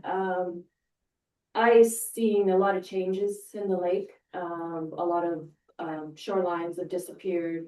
And what's to say if you allow this development and in the next council, they take out all the bulrushes and people are buying it for lakefront property to have access to lakefront property. That's what everybody's wanting. That's where they're gonna pay the big dollars for the lakefront lots. I don't think you guys should even think about it because the studies, excuse me, say that it's maxed out. I don't even, and from what I read, it was denied in the past. So why are we even thinking about it when there's a lot more year-round houses out on the lakes, shorelines right now, a lot more development. And we bought our place in 2003, and since we've been up there, the different newer cottages and homes that have come up, and the lake traffic, it's not safe to be out there at all on weekends. We go out in the evenings and during the week, that's quiet times. But there was an accident on the lake. It was lucky nobody was injured. What was it, a boat hit by a sea-doo a few years ago. And then it might be about 3 years ago, a lady was sitting on the front of a boat and a big wakeboard boat came by with a big wave, made her go up in the air, and she landed hard on the boat and she ended up breaking her back, landed up in Winnipeg Hospital for a number of days. I have the names of these people if you want to talk to them. It has happened. And I think something is going to happen. When we're on the lake, we do see on the Balls property that a boat is coming in the lake or going out.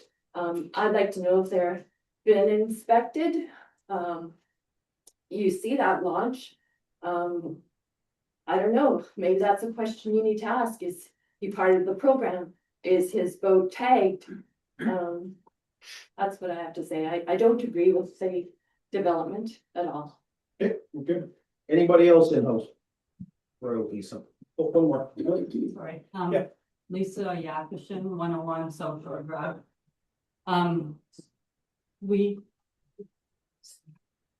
My husband and I haven't. Just stand up for a second.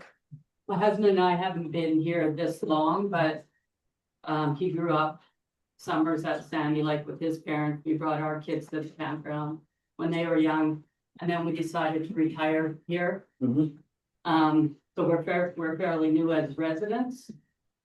But what everybody said, we 100% agree. Just listening about, Mr. Ball, he's concerned that the town would die. You don't add more lots, but if the lake's dead, the town's gonna die anyways, because you have a lot of residents that move away. I don't know him. I don't know if he abides by the rules. If he's not, then how can you trust what he's doing? If he cares about the town like he says he does. I don't believe so. So we're 100% against this, just for all these reasons. Last year with Clear Lake boaters, it was dangerous. It was hard to be on the water in your kayak and worry about getting hit. We put buoys out for that reason. They still came through close to them or through them. You add more lots. We know there's going to be more boats. The lake isn't big enough. And if they're not abiding by the rules and zebra mussels and everything come in, which the water, they've all done such a hard job trying to keep that. And if it ends up dying, the town dies. I only know a couple of the counselors. I know you live in Sandy Lake. The other ones, I don't know you, but I don't think you do. So you don't live there. You don't live every day seeing the traffic and the dangerousness and whatever else that's going on there. So I don't think it's fair that you can dictate that the lake could die because you don't see it. So we're against it. Thank you. Thank you. Anyone else? Okay, now we'll go online. I see one hand is already raised. If anybody would like to speak to this, raise your hand and Ms. Selman will unmute you. There's someone with a Samsung has been waiting there. Samsung S90W1. I'm not sure who you are, but just unmute yourself and you can speak. Okay, let's go to the next one. Mr. George Rush, you are muted. Your hand is raised. Go ahead. Yes, my family has two properties over on Harrison Bay, and on my wife's side of the family, they've been in the Sandy Lake area since the 1900s. And so we're very much concerned about this proposal. To be honest, it's crazy. Some of the points that are made by developers is, oh, it'll help the businesses. We need the businesses to be stronger. And I heard Mr. Ball say that. There's maybe 5 businesses in Sandy Lake, and there's hundreds of cottage and homeowners. The priority should be, what do the property owners want? The businesses are in business to make money. And if they're efficient, they'll make money. If they're not, they'll go under. We don't need to suffer to support businesses. They're the minority. Next point is, unfortunately, I live in a big urban area, and we do hope to move to Sandy Lake, but people are leaving the urban areas, then getting cottages and homes like at Sandy Lake, because the urban areas, Brandon, Winnipeg, they're crowded, they're noisy, all the trees are gone, green space, nature's gone. There's more human activity than there's nature. What is attractive to places like Sandy Lake is there's more nature than there is human activity. That's why people come.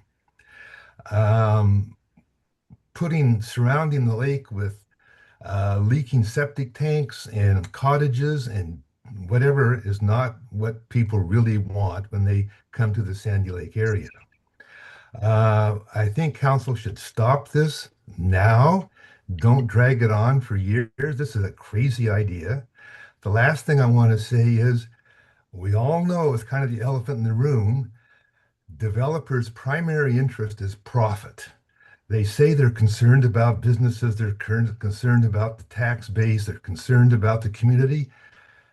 That's not even on their priority list. They're going to do it the cheapest way they can to make the most profit they can, and let's not fool ourselves about that. They really don't care about the community. They care about getting their profit. Thank you very much. Thank you. Someone with a Samsung, you're unmuted now. Go ahead. Okay, it's Vivian Lockerbie calling. We live at 326 Lake Street in Sandy Lake, and we're totally opposed to this development. In fact, I've heard the developer say more than once he wants to meet with you to develop a concept plan. Well, as per your bylaw 138 14.2.1 number 3, a concept plan shall be prepared prior to the subdivision land for any proposed development in accordance with section 22. This concept plan shall indicate major road patterns, general configuration of proposed land uses, public reserve and rec facilities in relationship to adjoining lands, and methods of servicing. So right there needs to be more preparation if this were to go any further. And as I say, I'm totally opposed. I agree that the lake has tons of traffic on it, and during the week is the better time to go if you want to enjoy a ride without people all over you. I guess that basically in a nutshell, that's all I have to say. Thank you very much for letting me speak. Thank you. Max Waddell, your hand is raised. Yes, good morning, Reeve Drool, members of council.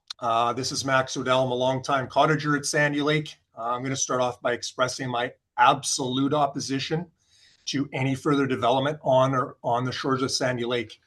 And let me say this, I base my decision on facts, both from professionals and from my personal observations. I'm not going to repeat all the studies because you've heard it loud and clear, but professionals from Manitoba Environment have clearly said no further development. And in fact, they said the lake's been developed to capacity and further development's not recommended. And I have to say, and Mr. Drool, I would like to ask you this question. In 2005 study, it says a report was suggested that policy be written to restrict further development. I would like to ask you why council did not follow up on that recommendation to write that policy in 2005 to prevent any further development. Okay, I'll follow up with that. Thank you. You know, I know you did the circulars to departments such as agriculture, water stewardship, etc. And we're going to take those recommendations seriously. But then, as I like to say, there's reality. And that's where every single person that has spoken is in. They're in reality. And I commend each and every one of you because you have spoke the truth today. And it's been incredible what you've all said. The reality is, for me, for 55 years, I've swam, I've fished, I've done water sports in Sandy Lake, and I have consistently observed the continued deterioration of the quality of the lake water. You know, the theme from these 38 letters of opposition that you've received is no more development, the lake's at capacity, no more boat traffic. Any damage to the riparian area around this lake is going to cause irreversible damage. There's no doubt in my mind, council's looking at this from economic gain. There is going to be no economic gain with development. And I'm going to tell you why. You know, we talk about, Mr. Drool, you talked about the cost, about being $75,000 a lot. That's just the beginning. The cost of building has skyrocketed recently. We're in an affordability crisis right now. You know, with all this economic uncertainty, etc., the cost of building a decent cottage now is in the hundreds of dollars per square foot. Not everyone can afford that. There is not a massive job market that's going to attract our youth there. It's unfortunate, but that is not the driving force to attract more people. So it's a falsehood for Mr. Ball to say that it's going to create economic development. That is not true. And I'd like to just conclude by saying there is a reason why past councils have denied this. I have talked to former council members. I don't want to bring their name forward. But yes, there has been previous applications that were denied by council, and someone has told me that. There's a reason why environmental reports and ag reports, not only currently, but in the past, do not support more development, and it's because it's at capacity. So members of council, please make the right decision today. As you've heard from others, we need to deny this now. Prevent this application from moving forward. And Mr. Ball, I would like to direct this to you. Quote unquote, your words earlier this morning. You said if the community does not want this, I guess we won't move forward with it. I'm here to tell you the community does not want this development. Thank you for your time. Thank you. If anyone else would like to speak online, please raise your hand and Ms. Selman will unmute you.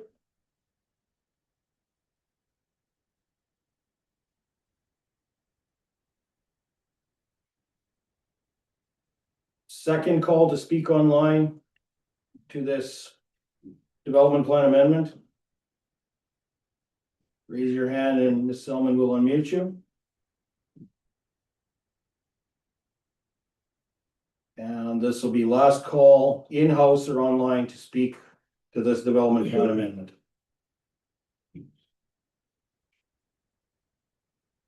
All right, no one else has raised their hands. I see online. Nobody in here has raised their hands. Brody, I'll get you to come back up. I think you you kind of probably took note of what all was said here, so I guess this is kind of your rebuttal time.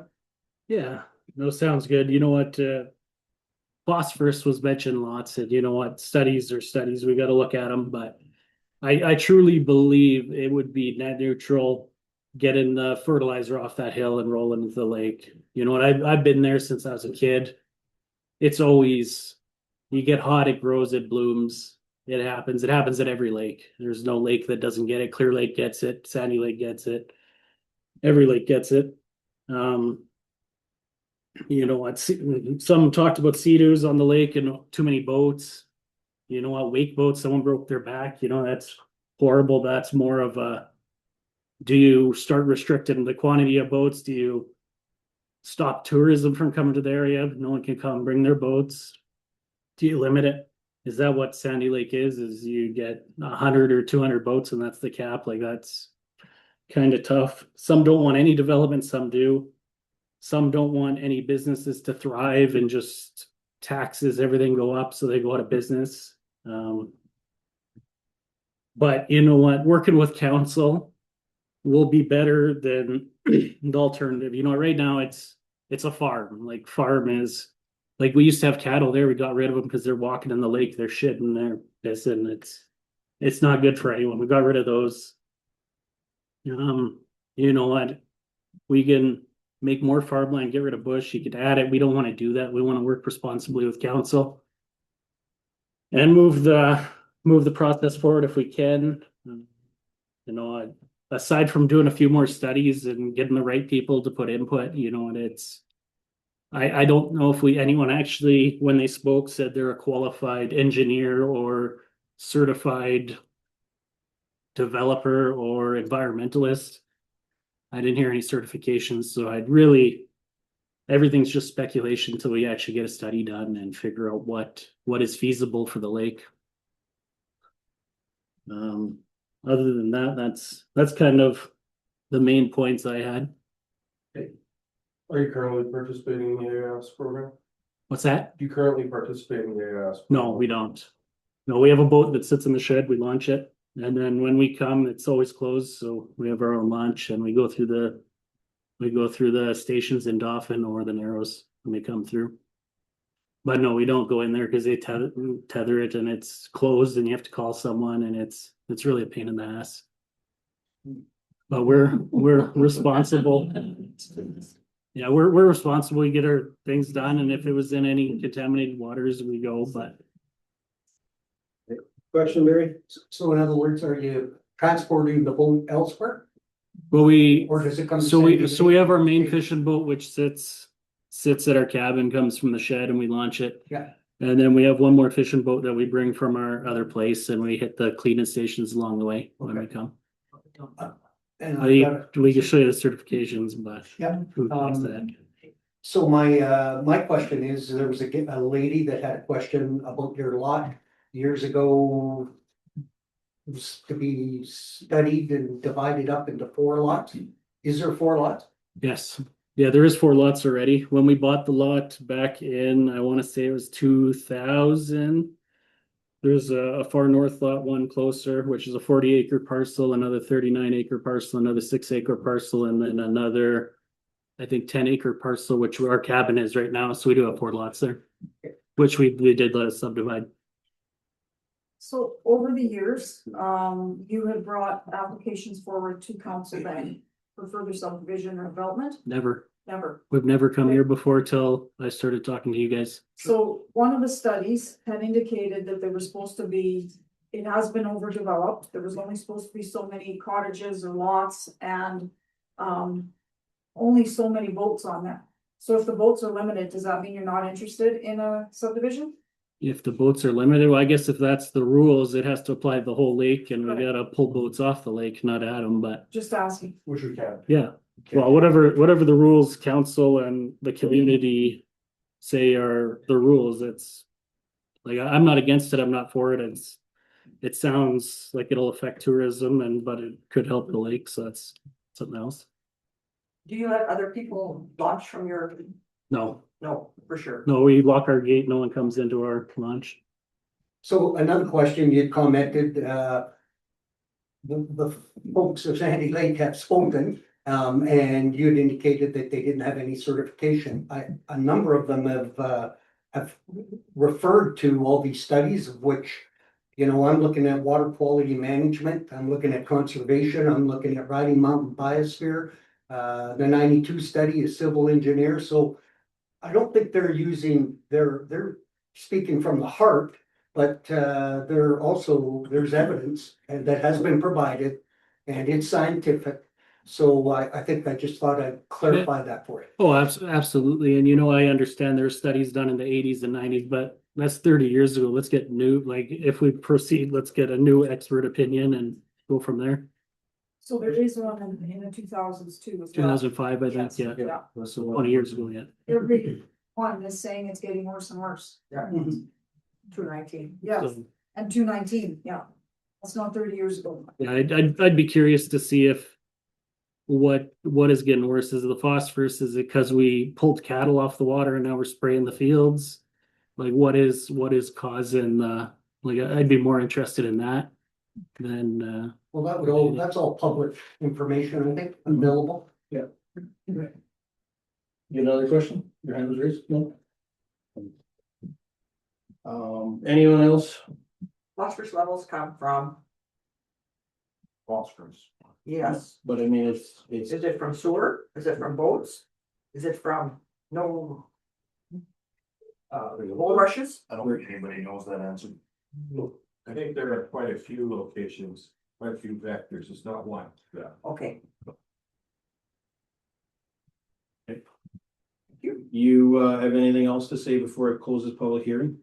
No, I appreciate everyone speaking up. You know, it's very sensitive. I've personally been on the lake all my life. My family's been there for 50 years and yeah, it's everyone says it's grown, but I feel like it's gone the other way. But yeah, that's kind of it. And if council proceeds and we rezone it, we can work on a responsible plan to give some clearance and make sure we give some vegetation and whatever else is required.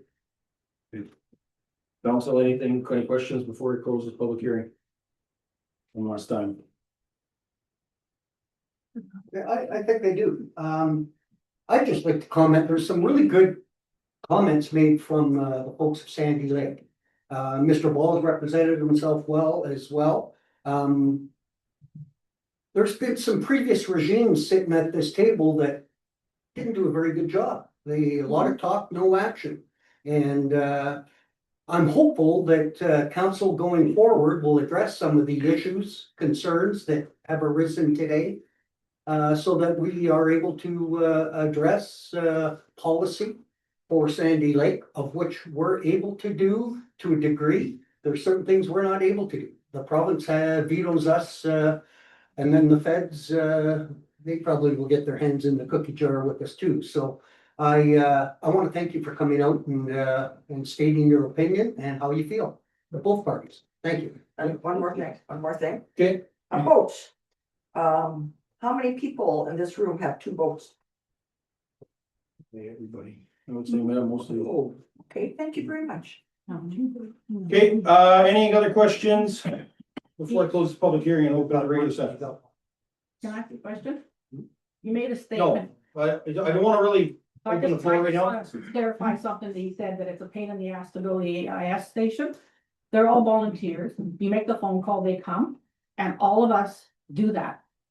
Okay, thank you for that. And so it's not a pain in the ass, because if it's a pain in the ass to do that, it will be a pain in the ass to follow the guidelines that are set for all of this program. Okay, thank you for that. Okay, any other questions for the applicant before it closes the public hearing? Applicant, any other questions for council? No, I'm Good. all set. Good, we're good. Can I get a mover to close this public hearing and open regular session? Councilor Langston, seconded by Councilor Draychick. All those in favor? Carried. Since we got Robert sitting at the table, we may as well go down to 7.1, the development plan officer reporting. Go ahead, Robert. This is development officer report. Yeah, we can take a quick recess here. There you guys, thank you.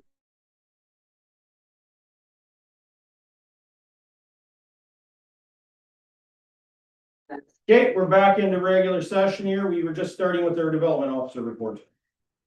This is development officer report for July 22nd, 2022. So far, since the beginning of the year, we are sitting at 30 permits as of making this. We've actually received a few more permits since then. We're sitting at 6 dwellings, 6 additions, 11 accessory buildings, 2 renovations, and 5 deck permits. Also, we were sitting at 9 variation applications, 2 conditional use applications, 2 zoning bylaw amendments, and the 1 development plan amendment. We are sitting at a total revenue of $19,915.10. Any questions for Robert on the development officer report? There's a new house, moved in, everything went good. Yes. Yeah, the one in Sandy Lake. Mhm. Yeah, I was just there yesterday doing a plumbing inspection and then the garage framing inspection as well.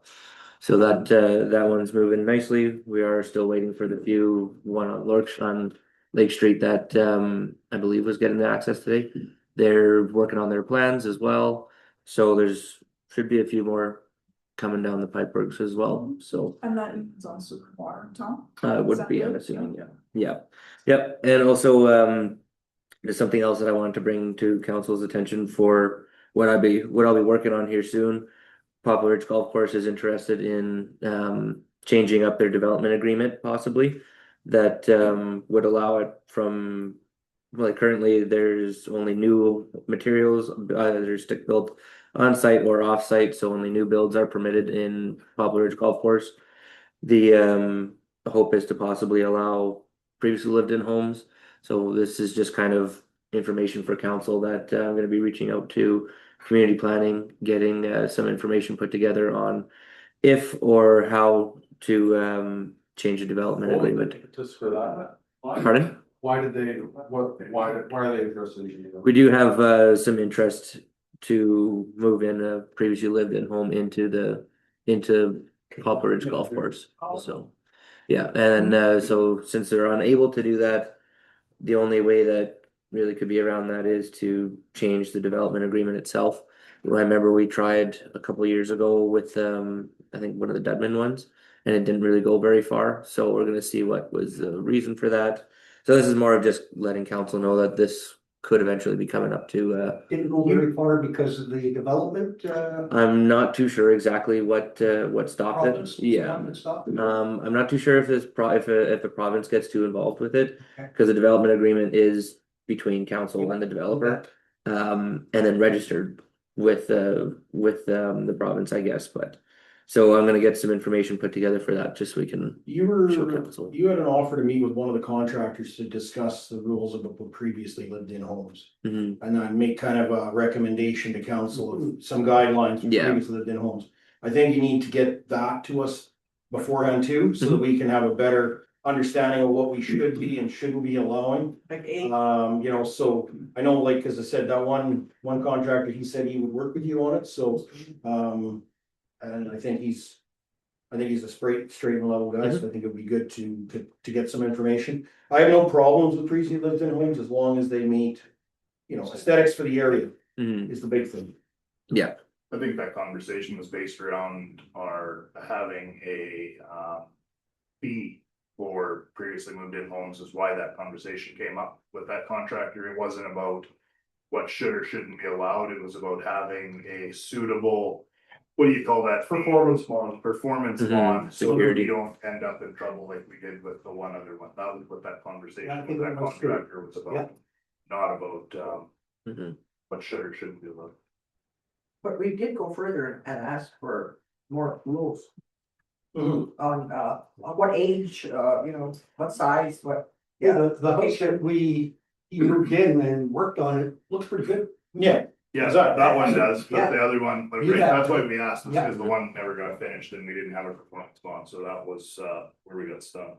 Yeah. And that was before us, our term, Yeah. right? Yeah. It was, yeah. Okay. That actually, can I ask Robert? Yes, yeah, go ahead. That actually was one of my questions about some of the comments we just heard from the gallery was. If there is a No. subdivision, what stops next council from changing it? So that was my question on the development agreement, so it'd be interesting to see what you find out. Mhm. If. If one council's dream is not to have any on the lake shore, but the next one is, I'd be interested to know how that is changeable, so I look forward to seeing that.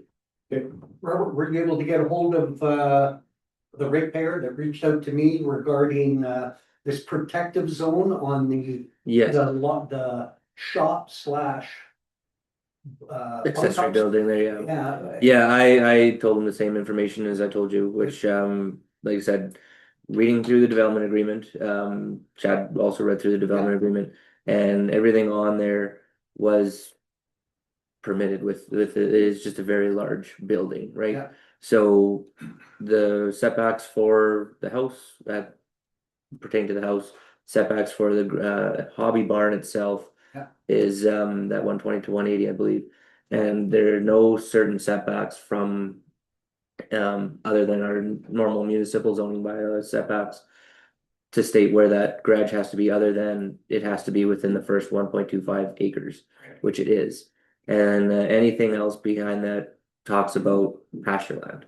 So that may be the green space that they were talking about. Okay. When I know that some people said that when they signed with Larry Kotick in their purchase agreement, there was something that stated in that. I'm not too sure how that really plays out with our development agreement, because our development agreement was between the developer and the municipality. So if there was anything else put on top of that, then they said that's not in our development agreement. So there would be two different, We wouldn't really say that, we would. like I said, we would follow our development agreement because that's what the municipality and the developer said at the time. Right. There's nothing So else. he's got a different agreement from the developer, ours vetoes that. I would assume, yeah, like I said, our development agreement is between the municipality and that, Yeah. if they made their own agreements, then. That's Does kind it of, carry any yeah, water? as far as our development agreements and Okay. state, yeah. Which is what you stated in the last meeting, right? Yes, But- yeah, so, But that Yeah. was- Okay. Okay, any other questions for Robert? We're down a fair amount. On the dollars and cents. yeah, it definitely has been fairly slow for it. I was gonna make a permit list, but I usually like to wait until the end of the month for Yeah. those. So like saying this, how we have another week and a half pretty well of it, and there was 2 permits just done the other day. So I'm assuming that I'll have a few more by the end of the month, so the August meeting, I'll make a new Okay. permit list for you. Thank you. Okay, one question? I just need a little bit of information on, I guess, related to this application storm. We could ask that in the resolution. You're gonna be here? Yeah. Oh, yeah, yeah. Alright, sorry. We'll ask that in the next one. You got another question, Karen? Just on the development officer report? No, I can wait, it's on our development plan, on our zoning plan, but it can wait, I can ask, when should I ask the zoning question? What, our new zoning, what is permitted and not permitted in a rural recreation? Do you know those answers off the top of your head? Not off the top of my head, but it's like there's quite a bit that is conditional on it. So you're like a rural recreational is basically like a residential zone, houses, things like that. You're not allowed to just put a gas station in there or anything like that because that's commercially zoned. So for uses wise, not a whole lot other than residential recreational type things. could you have that for us before we get to the development plan amendment? I can go and grab it right now if you'd like. I think it would be beneficial to know what is, if we do rezone it, what is permitted and what's not permitted, so. Well, that- if we're gonna be talking about that in the Yeah, in the we're next gonna do it part, right I can away. bring it up and we can talk about it for that Yeah. part. So I can run downstairs and we'll grab it. Yeah. Okay, any other questions for Robert on the development plan?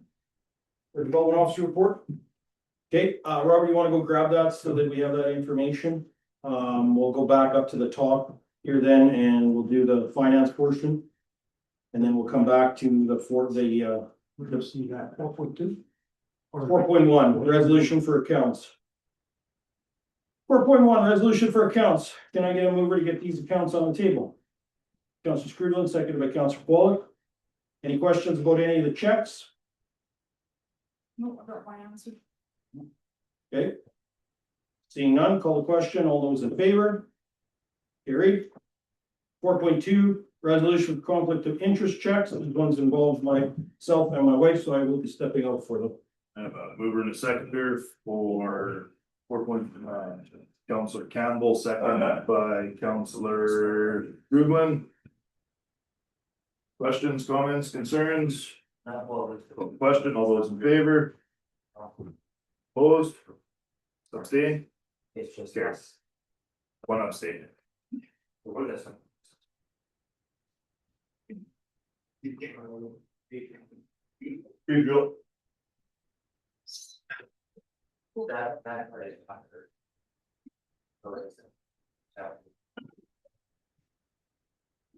Okay, Councilor Indemnities, can I get a mover for these, please? Councilor Indemnities, Councilor Andrejchik, seconded by Councilor Campbell. Further discussion? All those in favor? Carried.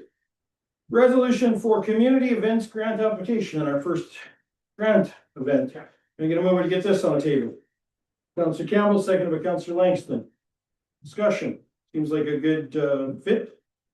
They got money, but it is a good fit. Oh, yeah, I love the idea of You got- young kids golfing. And they are out at Poplar Ridge. I was just talking to Gainer about it. and, Yeah. That has grown immensely with the head count Yeah. for girls and boys. Yeah. It's Bringing this big tourism. Well, they come for a week and we spend money here. So it's our, the grant is based on public event, new public event for an enhancement. So is the enhancement for young ones? So. Yeah. Yeah, it is, yeah. Yep. Yeah, they just keep growing it. Now, did we, in that, agreement, did they talk about signage? We did ask for recognition of some sort. we asked for I don't remember what that was. Yeah, you know, I think it would be nice if we could get, you know, like a few, whatever, 4 small, like, election style signs. And we can, I don't think they need to make them, but like, I think it would be nice just to, We're a sponsor. yeah, at least for the. Yeah, the grant didn't specify that they had to put an acknowledgement sign of their grant, but that email was a company, I think the second one, they said that they would be willing. Yeah, they did. Or whatever. So then let them put it up instead of on our coin. Yeah, I think we should just get 6 of them made and then we can have them. Like a Well, sponsor just- by or. Yeah, just supported by the municipality person, yeah.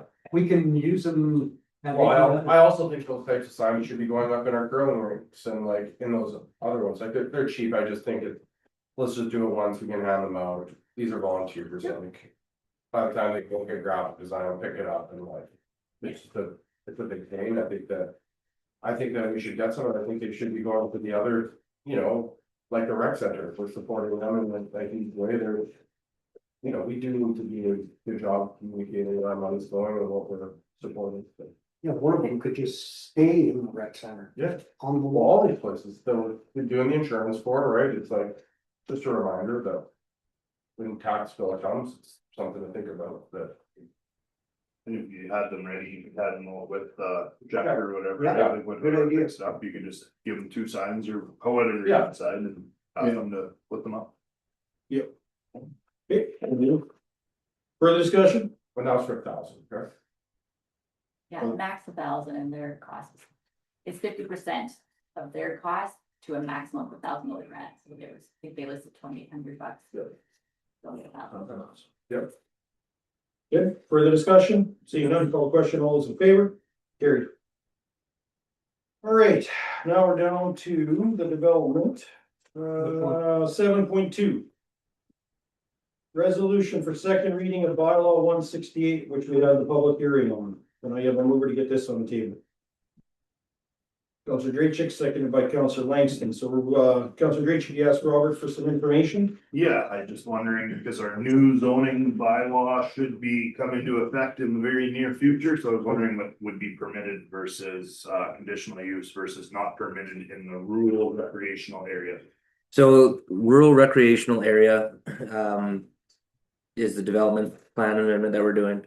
So that allows us to choose a certain zone for use in that area. So seasonal development district uses, which would be our new rural recreational general area in the new zoning bylaw. So it would be probably zoned as a seasonal recreational district. In that, there's only 3 uses that is fully permitted, which is a single family dwelling, a community garden, oh sorry, I guess it'd be 4, community garden, emergencies, and public parks and playgrounds. The rest is all conditional uses, so anywhere from even mobile homes to bed and breakfasts, short-term rentals, campgrounds, commercial resorts, farmers markets, some personal fitness, wellness, little sports. That's all conditional. So with council's approval, it could be permitted in there. That's what we were talking about originally when he first talked about it. He was mentioning a campground, which he says he's not wanting to do that anymore, which is fine. So that would have been a conditional use at the time too. Yeah, yeah. But we're asking for the rural recreation, not seasonal. So that's what the new zone is called. Oh, but Yeah, in the new zoning bylaw. So we did receive the new zoning bylaw just recently, but we have a zoning bylaw amendment that's out for public hearing right now. So in order to approve that one, because that one's still based under 1311, which is our current. So we're hoping, and especially since in August the newspapers are shut down for a little while, so we wanted to get it done because we didn't have everything. We didn't have the new zoning bylaw received yet when this notice already went out. So we're waiting until we can finish that, and then the new zoning bylaw will be coming out. So currently this is not here yet, but it will be by the time we get to any zoning, if we get to any zoning amendment with that. So I just want clarification because we haven't. So with his proposed amendment, shouldn't he have brought us a plan of what he wanted for how many homes? You know, like. Yeah, like, well, he should- did when we first talked about it. He did have some very concept plans, but that was the thing. It's very far from knowing exactly what you want to do.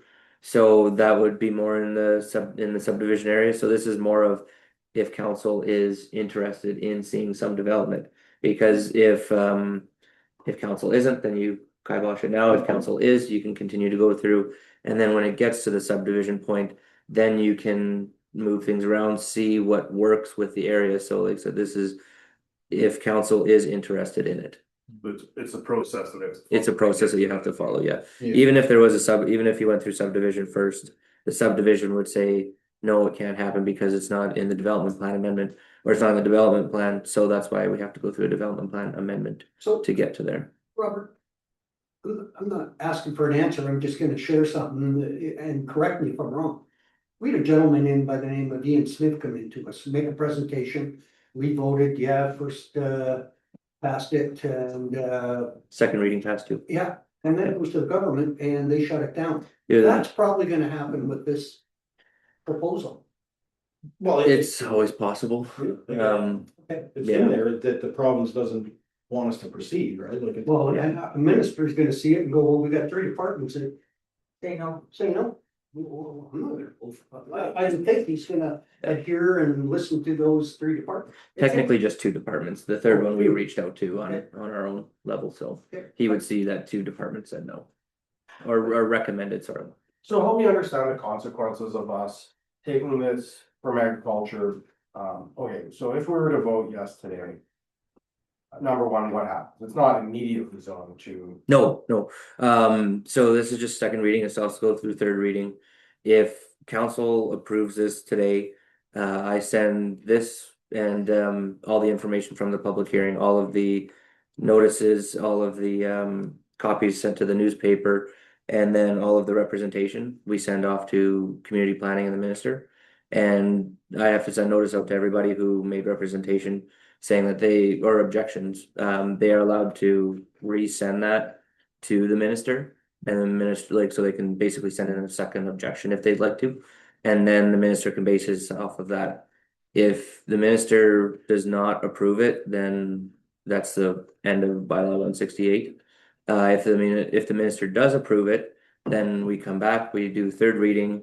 That means the area has now been redesignated to the rural recreational area. If the third reading was approved. Yes. The minister has to approve it first prior to us doing third reading. So at that point, third reading is just to finalize it. There's no public hearing after today. And so at what point would you have to bring in a detailed site plan with an environmental plan? Council could definitely ask it at first reading of the zoning bylaw amendment, which would be next, or prior to, council can always ask.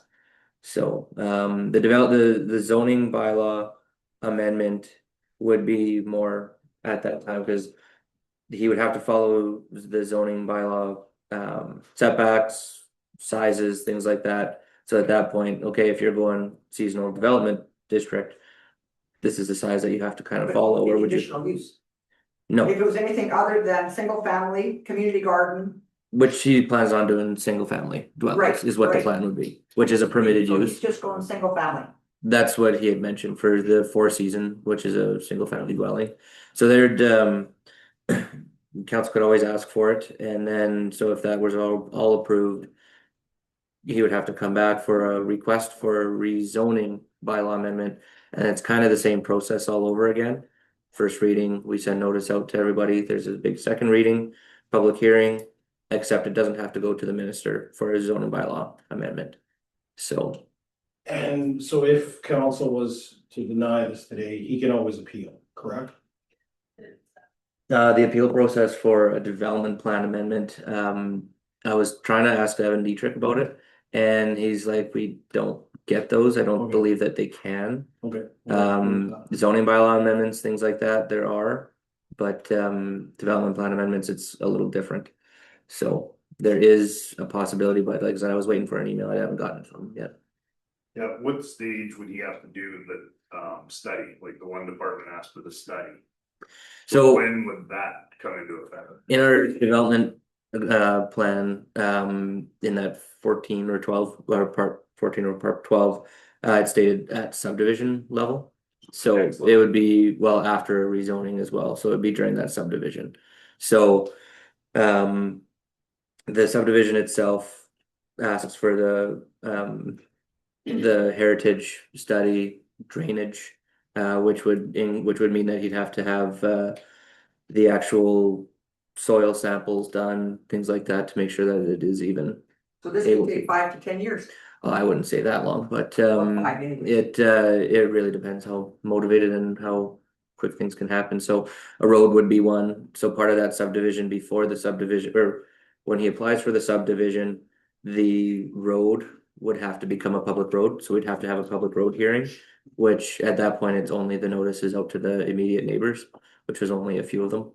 So So this was asking Robert in that letter that came from the senior land water specialist. It says. Decisions affecting development proposals be postponed until additional limnology studies of Sandy Lake be completed. So is that not before any of this would? yeah, like I said, that wasn't part of the main circulation. That was ours, asking them personally, because we've always asked about it, but it turns out that they don't really look at our lakes at all. So I'm assuming that's them saying that if it was, this is what you'd have to do. So So wouldn't they want that first? Wouldn't we want that first? for sure, we could. Okay, any other questions on this? So we've kind of heard everybody's objections to this. We received 38 letters for this, 3 in support, 38 opposed. We've heard a lot of in-house comments towards this. Lots of studies that we've received, information from the province. I've had phone calls from a couple provincial reps about this, asking questions. So I think it's been a hot topic for the last few weeks. I'm interested in what council thinks. What do you guys, what's everyone think? I'm How are you thinking about this? So I'm always in favor of development, however. It seems to, it seems that the people are speaking on this one. That it's not going to be good for the lake, it's not going to be good for the community. That's the number one message we've heard this morning. I concur, 100%. The people have spoken, they filled the room up today, they spoke about it today, 38 letters. I'm all about increasing a tax base, but to what degree? When you have the people in here that are objecting against it, and they've got good rational reasons on why. I support that. I also believe, we've heard from 2 departments in the province who are not in favor and wouldn't support it. And I believe it's gonna go to the minister and he's not gonna support it either.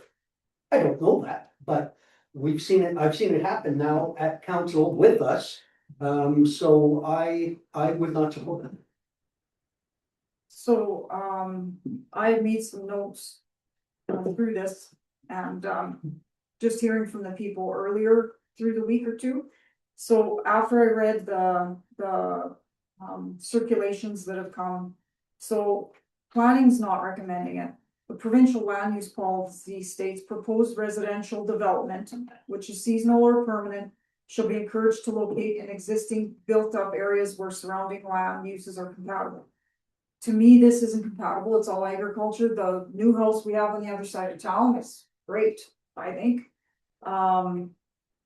It's evident that we're already over the max that's recommended there, that was in the reports. Agriculture recommends council not approve it.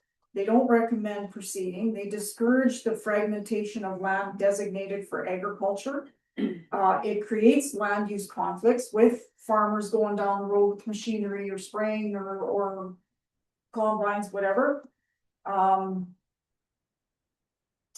Also, in the past and past councils, the understanding was there was a moratorium on development on the lake. I find it a bit, and maybe it's just the process, but to me, how do you approve something when you don't even know the known plan is? Like, to me, that plan should come first. That's just how I feel. The plan should come. This is if he wants to do 10 houses, 20 or campground. To me, that should come first before all this is carrying through. That's just me.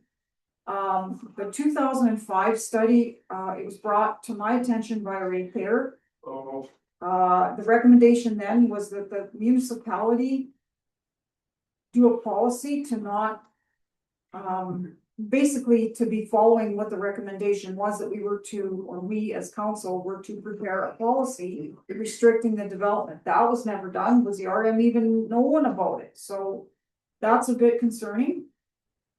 I'm thinking agriculture is gonna stick to the no because they've done it in others. They've done it at Otter Lake, Jackfish Lake, so I can't see it going ahead. Some need to realize that the taxes are not in the LUD with this. If that quality of lake gets ruined, we're gonna have less taxes in Sandy Lake because that market will crash. So I think people need to realize that as well. I'm against it. I don't want that quality of the lake affected. It's been deteriorating right from 1986 all the way to 2019. I don't want that lake ruined for what we have now. And further to that, if I may, it was indicated that, I think one of the speakers today said previous regimes or council were to have a policy in place. It hasn't happened. I don't know if we have time to get that done going forward, but one thing's for sure, I think if I'm sitting at this seat in the second, next, election, I think that's something that probably should get addressed and should be addressed within that first year. So that the people of Sandy Lake know where they stand.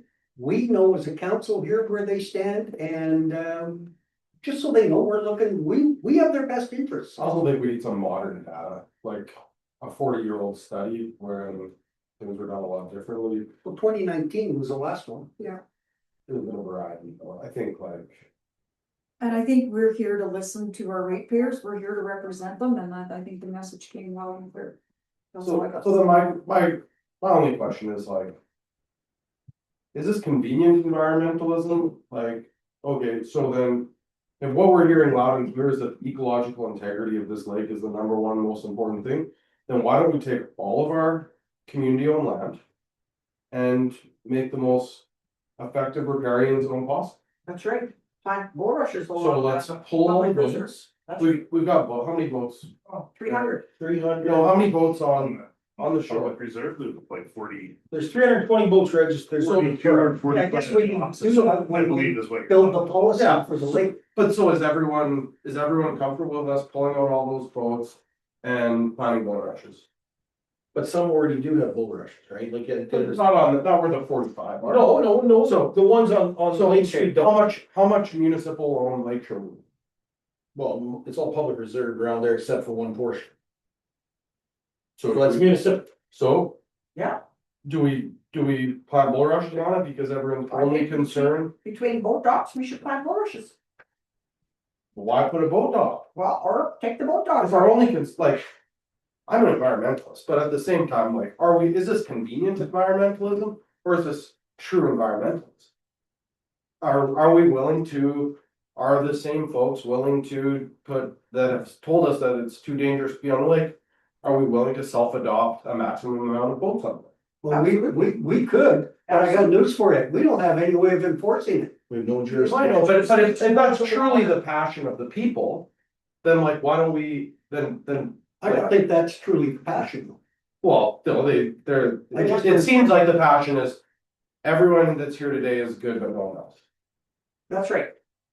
Well, yeah, No, not even that. Safety was an issue. yeah, safety. And there's, So and we should- one of these studies says, I forget the number, 258 or 271 boats. Yeah, we have There's 332. 300 plus on there. 330 With boats speed. registered. Yeah, but they're not on it all the time. I don't know. Well, they're not, it's like humanly. But it's pretty busy. So. As I said, there needs to be a plan for the lake, like, we said with the septic tanks, with the water that's running into the lake. With the bulrushes, like, there needs to be a comprehensive plan of how we're going to protect this lake. This to me is the canary in the coal mine, saying, okay, we have these issues, the phosphorus is going up. We have all these issues, guys, so let's now make a plan that says, okay, we're gonna protect the lake going forward. Well, Jeremy came up with a real good comment, the dye. Yeah. And And guess what? That'd be one of the first things we should be doing, making sure the dye isn't running into the lake. And if it is, we got some problems. then we have to make. So the question is, if we go and start doing these things, are we gonna have Are we a, prepared to put water and sewer down? are we gonna have a wrench mod in here when we tell everyone that they're. Taxes are going up because we have to pay for water and sewer down Sandy. That could be a levy that would be for Sandy Lake. Right, but we need to think about both sides, but that's all I'm saying, it's like, yeah, it's easy to say we don't want any more development, it's easy to say we don't want any more votes, but like, what about that rule applies to you now? Yeah, and the thing is, why can't we say that, right? That we wanna protect the lake, everybody's telling us they wanna protect the lake. Exactly. So then, But as soon as we said we don't wanna put votes on this here, everyone freaked out, right? so it's like, everyone loves being an environmentalist when it's convenient for them. Great, not in my backyard. Right. I have some questions for Robert. The moratorium or whatever words you call it. Do you know anything about that? Has that ever been administered? Not really, the studies that were done were recommendation studies, so council could take that as they will, I guess. So it's I a haven't- recommendation, it's not a demand, it's As it's far as I a understand. recommendation Yeah. from somebody that did a study that thinks that it would be a benefit. It's kind of when it comes to studies there, a lot of them say recommendations. As soon as it's a recommendation, it's not Okay, so it's cut not, and dry, but that's definitely something that needs to be taken serious, I would say. but it's been brought to the attention, but it's not doesn't have to happen. We don't have any legal like power with that as far as I understand anyways. Can I add a word to that, Jeremy, before we proceed? Could you answer? Add a word to that, just to follow up from Robert. Sure. So back in the 1986 study, it says right in the study, further recreational development should not be permitted on Saturdays. That was in 86. Just saying. Yeah, and I mean, I get that. In 86, everybody had a field, everybody had a Chrysler car and that was buried, that was leaking. I get that. Back in the day, things were done poorly, but I think things are done a lot more stringent now by the environment, so that changes things a lot. I'm not sure who's gonna answer this question. There was comments about the fact that if it's built in the rule, they don't help pay for the lagoon.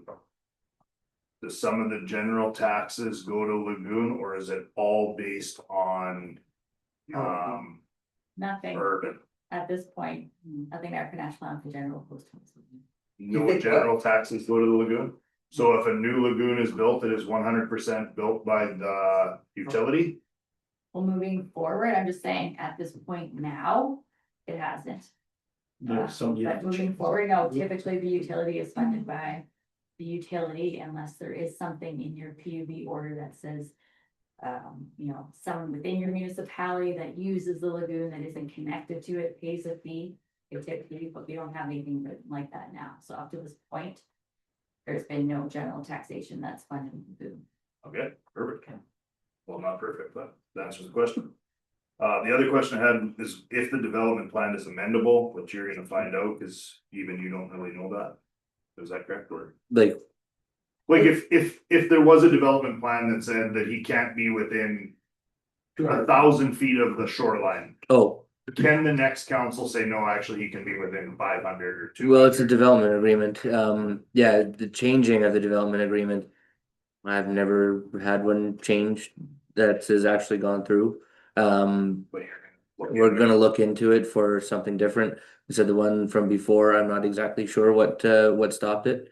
But yeah, we'll find that out. But usually development agreements are written and then they're registered with the province and land titles and everything too, and become caveats on the land.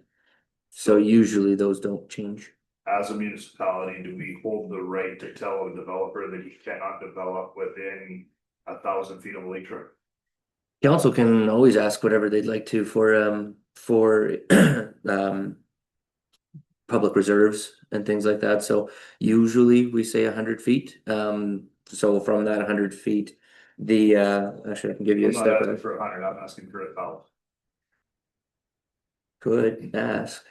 Right, that's everybody's concern. So is the who do you lake ask? shore. The Everybody's Well, concern is the it would be riparian between the developer and the council. So it's the for that. riparian zone everybody's worried about, it's the trees, it's the aesthetics, it's not. Well, some of them are completely against development, but I think the majority just don't wanna see the lake shore and the lake compromised. Like So if you council, set it back 1,000 feet to where those people, cause that hill is pretty sharp. So if you set it back 1,000 feet, they would have lake view, but. But can we give them zero lake access, no docks, 1,000 feet of riparian zone, no roads, no public walkways?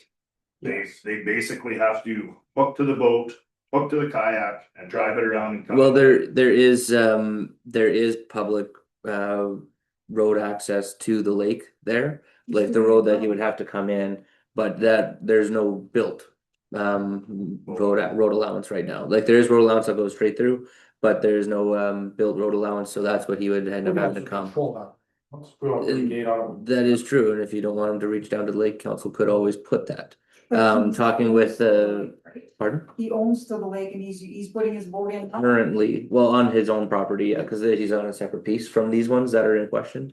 Yeah, all that is right to the lake, same as the rest of the lake that's not in Sandy Lake. People own right down to the lake. So his personal yard is not a part of this. And so that wouldn't be anything to do with this one, but the rest of it when it's subdivided, would have a setback. So council has a minimum that they can't go less than. So you could be like, okay, well, we'll let you have 100 feet, but you can't say, well, we'll let you go right down to the water with your public reserve. We do have a minimum that we can go to. So council can always increase that if they.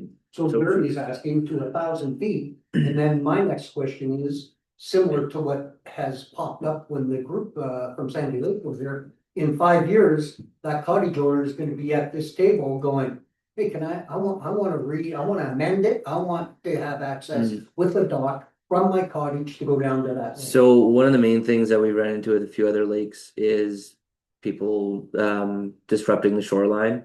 So environment, I've talked with environments a few times about this. There is some allowance within that. And then there's also Department of Fisheries that actually do control the majority of the shorelines themselves. So our reach only pretty well ends at the shoreline. So we can't go into the water. That's not really us too much. The public reserve itself is ours to control. So if I'm not exactly sure how the fining could work if people start taking down trees. I know we've ran into it in a few other spots where people are building on our public reserves. So that's something that council would have to take into thought, what could possibly happen, and how council could possibly and legally stop anything from like that from happening. Exactly, and that's why. So, and that's kind of a tough question for me to answer. That might be more of a CAO question and farther down the road. We had one. On your way to Sandy Lake, was it? On the other side where they developed the new on Magadi, and then boom, everything was gone.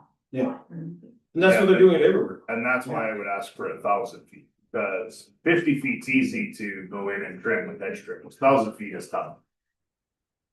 Okay, now, did ag turn it down, will they turn it down based on just 100% taking ag land out of production, or do they turn it down based on that it's next to the lake? The majority of it is because it's ag land. So that doesn't hold any water with me, because if you go to any other urban center, like Brandon even, and you look at the growth and the sprawl, Winnipeg, Portage, Neepawa. That was all prime ag land, and ministers are all turning a blind eye because they want to see growth, but yet out here in the rural, we have to do, so would that be a recommendation, or would that be an actual stopping? There was all recommendations from the province. There was no actual objections. So yeah, with Manitoba Agricultures, it was about the classes of lands. They say it's a class 4, but with proper studies, it could possibly be a class 3. And so then they also talk about like complaints about normal farming practices. So if there is a new development there and part of it's still a field and the guy's spraying or combining at 2 o'clock in the morning, the amounts of complaints that people can get and stuff like that. So we used to actually write that in right in our non-farm single family homes one, but now it's actually part of the province as well, so we don't have to put that in because it's kind of a known thing. If you're out in the rural zone, you're gonna get a spray plane, you're gonna have somebody doing something. So that was also one of their concerns inside of there. So it says it can fragment prime agricultural land. And it said in that one report, it said there's been no studies to see if there's a demand for lots. And that is another thing that is also one reason why one of the other ones was denied. Yeah, So because I know at Neepawa there, the town had to lobby the province to get those ones recertified because they proved there was demand. They had 400 new homes built. They know where to build inside. They had to take prime lines. And that study, they would have proof of that to back it up. It's pretty well known that there's a demand for lakefront. Yeah, and demand in Sandy Lake in general, there's nothing for sale, and if it's for sale, it's sold right away. And that got shut down at Auger List, right? So I believe so, yeah. And I believe that was at the Question, Robert. So all of a sudden, Mr. Ball's back in here and he says, I want to put a hunting and fishing lodge in that area. Now what? We've approved those. Yeah, that would be conditional use. It would be up to council. You got another question, Jeremy? I was just gonna say I'm completely against putting memorandum, I can't say the word. Around the lake, because you never know, there might be somebody that comes that presents a really good idea for something on the water, like a small restaurant or whatever, where you can boat to and walk up to that doesn't affect the shoreline, but this trying to stop everybody from having an idea, that to me, that is absurd, and probably like fellow town or past councils never did it, because once you put that in place, it would be terribly hard to remove, so I don't think that's what, I don't know why anybody would ever look at that. Okay, any other question or comments from council before I call the vote on this?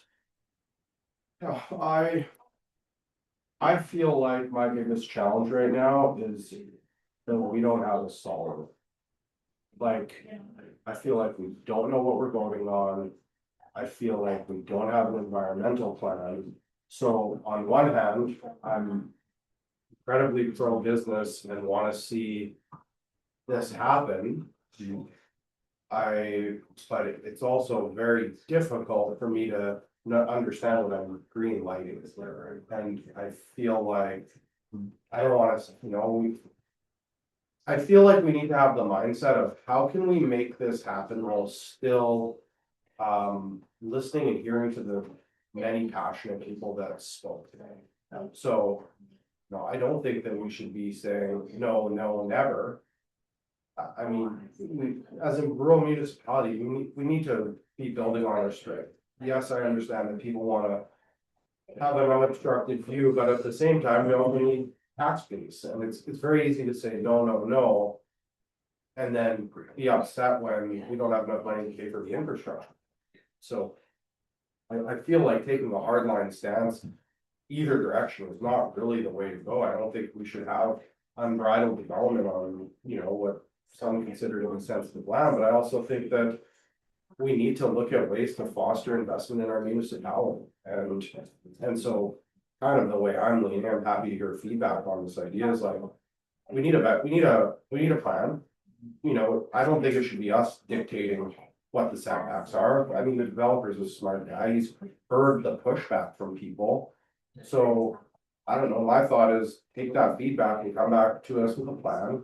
If there are some studies that need to be done, like it's pretty common that those costs are borne by developers when you want to kind of get something done. So I just feel like I don't want to scare this guy away. I think that it's a great piece of property. I think there could be a lot of good things that happen on it that can also accommodate all the physicians that were heard here. And that's kind of Yeah, so what do you think, tabling it and getting more information?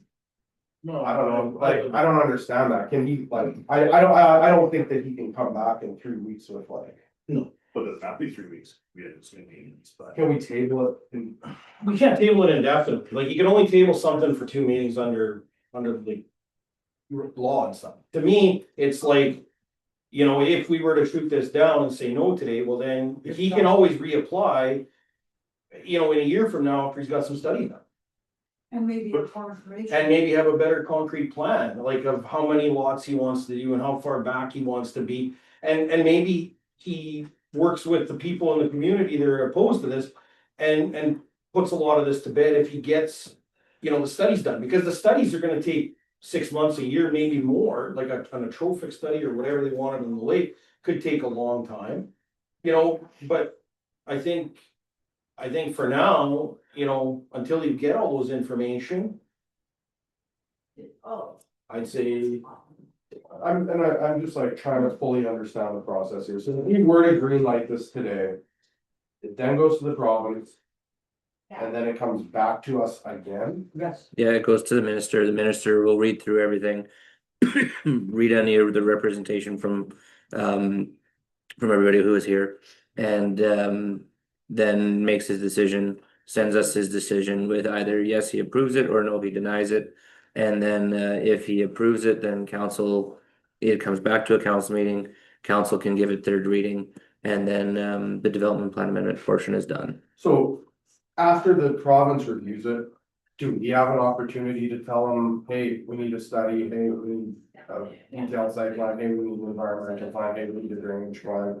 Like, do we have the ability to add that after it's gone to the province? Technically, like, you can always put conditions on anything.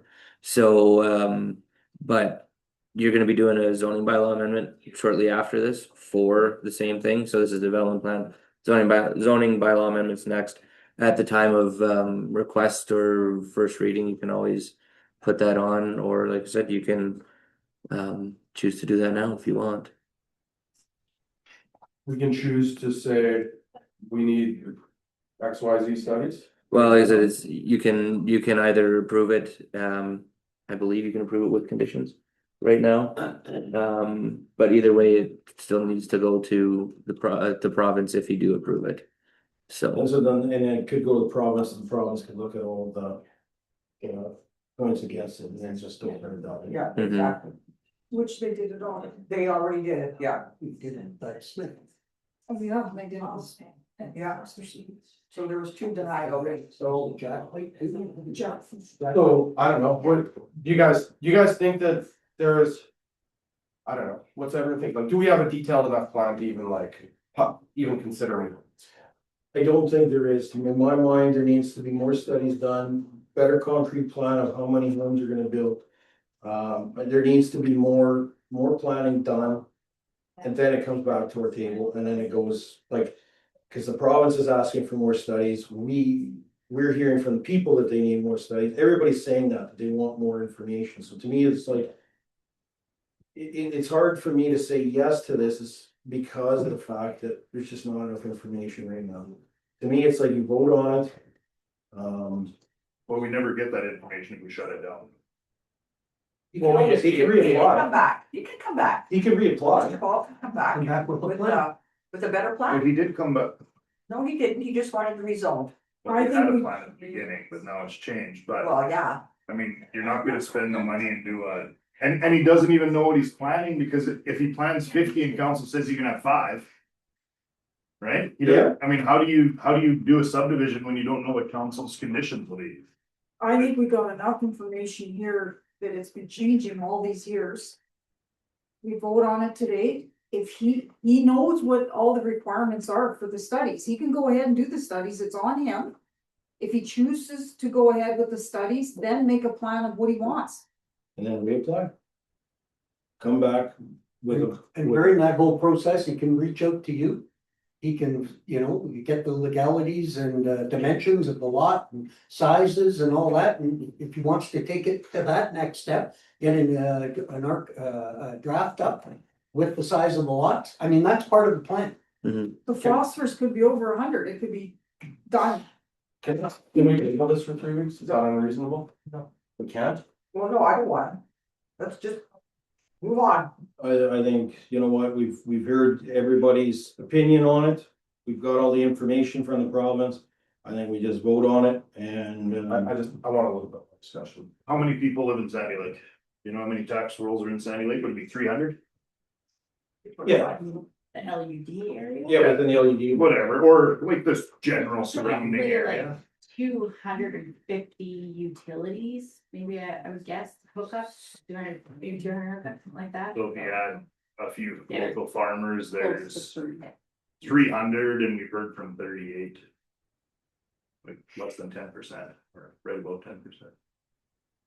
Well, mostly cabin owners. No, There was no town people here. none. Except- So does that mean they're okay with it? Oh, I don't know. That's what, I'm trying to wrestle that in my head, right? There was some that had changed their cabin into full-time residences. Yeah. One gentleman but- said Yeah. that he, But I'm just saying. There's The no number actual- of objections that's is what way less than, it's nowhere near 50%, but. I see we And I vote. don't know what the rest of them were, if they just don't care, or they're for it, or they're. But that's typical. I mean, you're not gonna get everybody, they got lives, they're not worried about attending a meeting. Not all, the ones that we're here. Yeah, Say, yeah. it's tough, because you don't know if the other 90%, if they're all for it, then. Well, even our water stuff, the water lines, like, we hardly had any people come to those ones. Okay, so what if we said we want 1,000 foot setback? And, yeah, I don't know, I think we should, my personal opinion is, I think we should table this. I think this is a really big decision. I think that we haven't really thought about, you know, what conditions we could put in. But we can't put any conditions on this. No, this is So the why not- second reading. I'm not No, overly we sure, can't put any usually you conditions put. on this. It's the second reading. This is just second reading of the bylaw 168 to amend the plan. The conditions would be on the development or. On the subdivision and everything as well, so. Yeah, So we'd have to pass it, it goes to the government says yay or nay. yes, that's where we are right now. That's right. And we can't just assume they're gonna say no, because they just approved one for us at Stewart. Right. That one went through. The one at Stewart Lake didn't need to go through a minister plan because it was already designated in that zone. Which is basically the same zone in a way. So we really haven't had one in the last couple of. Well, we've had one that was. All right, well, if no one wants to table it. Two denied. Then I guess the way I'm thinking about it is it has to go to the province. After that point, then we can have a discussion about what actually might work for the community. Maybe it's nothing, maybe it's something. So with. If we approve it, it goes to the province. If we deny it, it's done today. And for me, I look at it that I'm all about tax base. We've all said that, yes, yes, yes. I've seen the agricultural tax base come up considerably, and I don't think it's sitting stagnant. We're probably gonna see a lift next year as well. So we're garnering some extra dollars there. We have properties here, one up in Mount Estates, what we've been talking about. So we're actually got some things in the hopper that we're probably gonna plan. Whether or not I'm at this table and or any of you are moving forward to see those plans come to fruition is yet to be decided. So for me personally, I've got my information. I don't need to go any further. For me, I saw what the public had to say and I'm ready to vote today. Anybody else want to comment before I call the vote? I'm ready to. I'm just gonna say that I'm not in favor of this development. Not because of the objections, not because of the application, but because I believe as council, we've dropped the ball and we don't have a strategic plan and a plan in place to push these things forward. We keep paying the bills and we keep doing what we're doing, but we don't have that long-term plan that involves these types of really big decisions on a week. So that's why I'm not gonna support it. Any other comments? Call the question then. All those in favor of the development plan amendment? One in favor. Opposed? It's defeated. All right. Moving on. LED of Newdale. Newdale is quiet, beaver issue, but that'll be some. Beavers. Good old beavers everywhere and.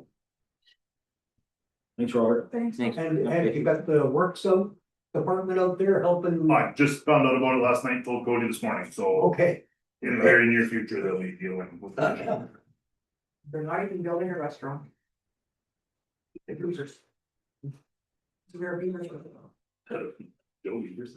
There are beavers. That's it? That's all I have. LED of Sandy Lake. Sandy Lake, there's been no meetings, but they are planning on starting to skim the roads. We've got a plan, I said that last meeting, we have a plan on what's gonna get paid, just waiting for our next meeting. There's gonna be Heritage Days on Saturday, July 25th, at the outdoor kitchen from 1 till 3, we're gonna do some mud dancing, we're gonna do some egg decorating, and we're gonna do some fried bread. Really? Mud dancing? Mud dancing, yeah, we're gonna make mud with clay and straw, and we're gonna mud the little shack. Oh, well, that's what you meant. I was like, that's what you're dancing in the mud. Well, I was confused. you dance in the mud to make mud. I. Clay, Music goes with that. Yeah. and we're gonna have fried bread and homemade jam from 1 to 3. Right on. Okay, anything from Lionel? That's Councilor's privilege. Nothing to add, sounds like we've got a Contractor hired to do the path, opposite Sporties, or that's coming in mid-August. We're gonna have what, Steve? That path that we funded is coming in August. And further to that, I wanna say, thanks for bringing up the trails. We've had guests staying with us and they are on that on an old trail and they've advised us to advise our guests to stay off of it. Well, we need a maintenance program. We need a maintenance program, Yes, like, we do. and so, I don't know, as council, let's talk about, like, how do we make sure this happens? Well, to me, it's like, you know, and if we don't have the resources within to maintain it. We can also look at external sources to doing it, because there is grants that we can get from the province for maintenance, trail maintenance, we've got them in the past. Okay, so I think that we need to be asking our foreman to come back with a trail maintenance plan. Yeah. Every year. Similar to what they do with. It's repeatable, right? So it's like, Exactly. what happens in the spring? And we also need, like, we need the leaf blow in the fall. Last 3 years I've come in and like all the leaves fall on October 1st. And then we've got a month left of like hiking with no mosquitoes. It's unsafe because it's a slippery, leafy mess. And then in the spring, it's the same thing. And like these things just like keep happening, but we have people making like multi-million-dollar investments because of this trail as like one big part of it.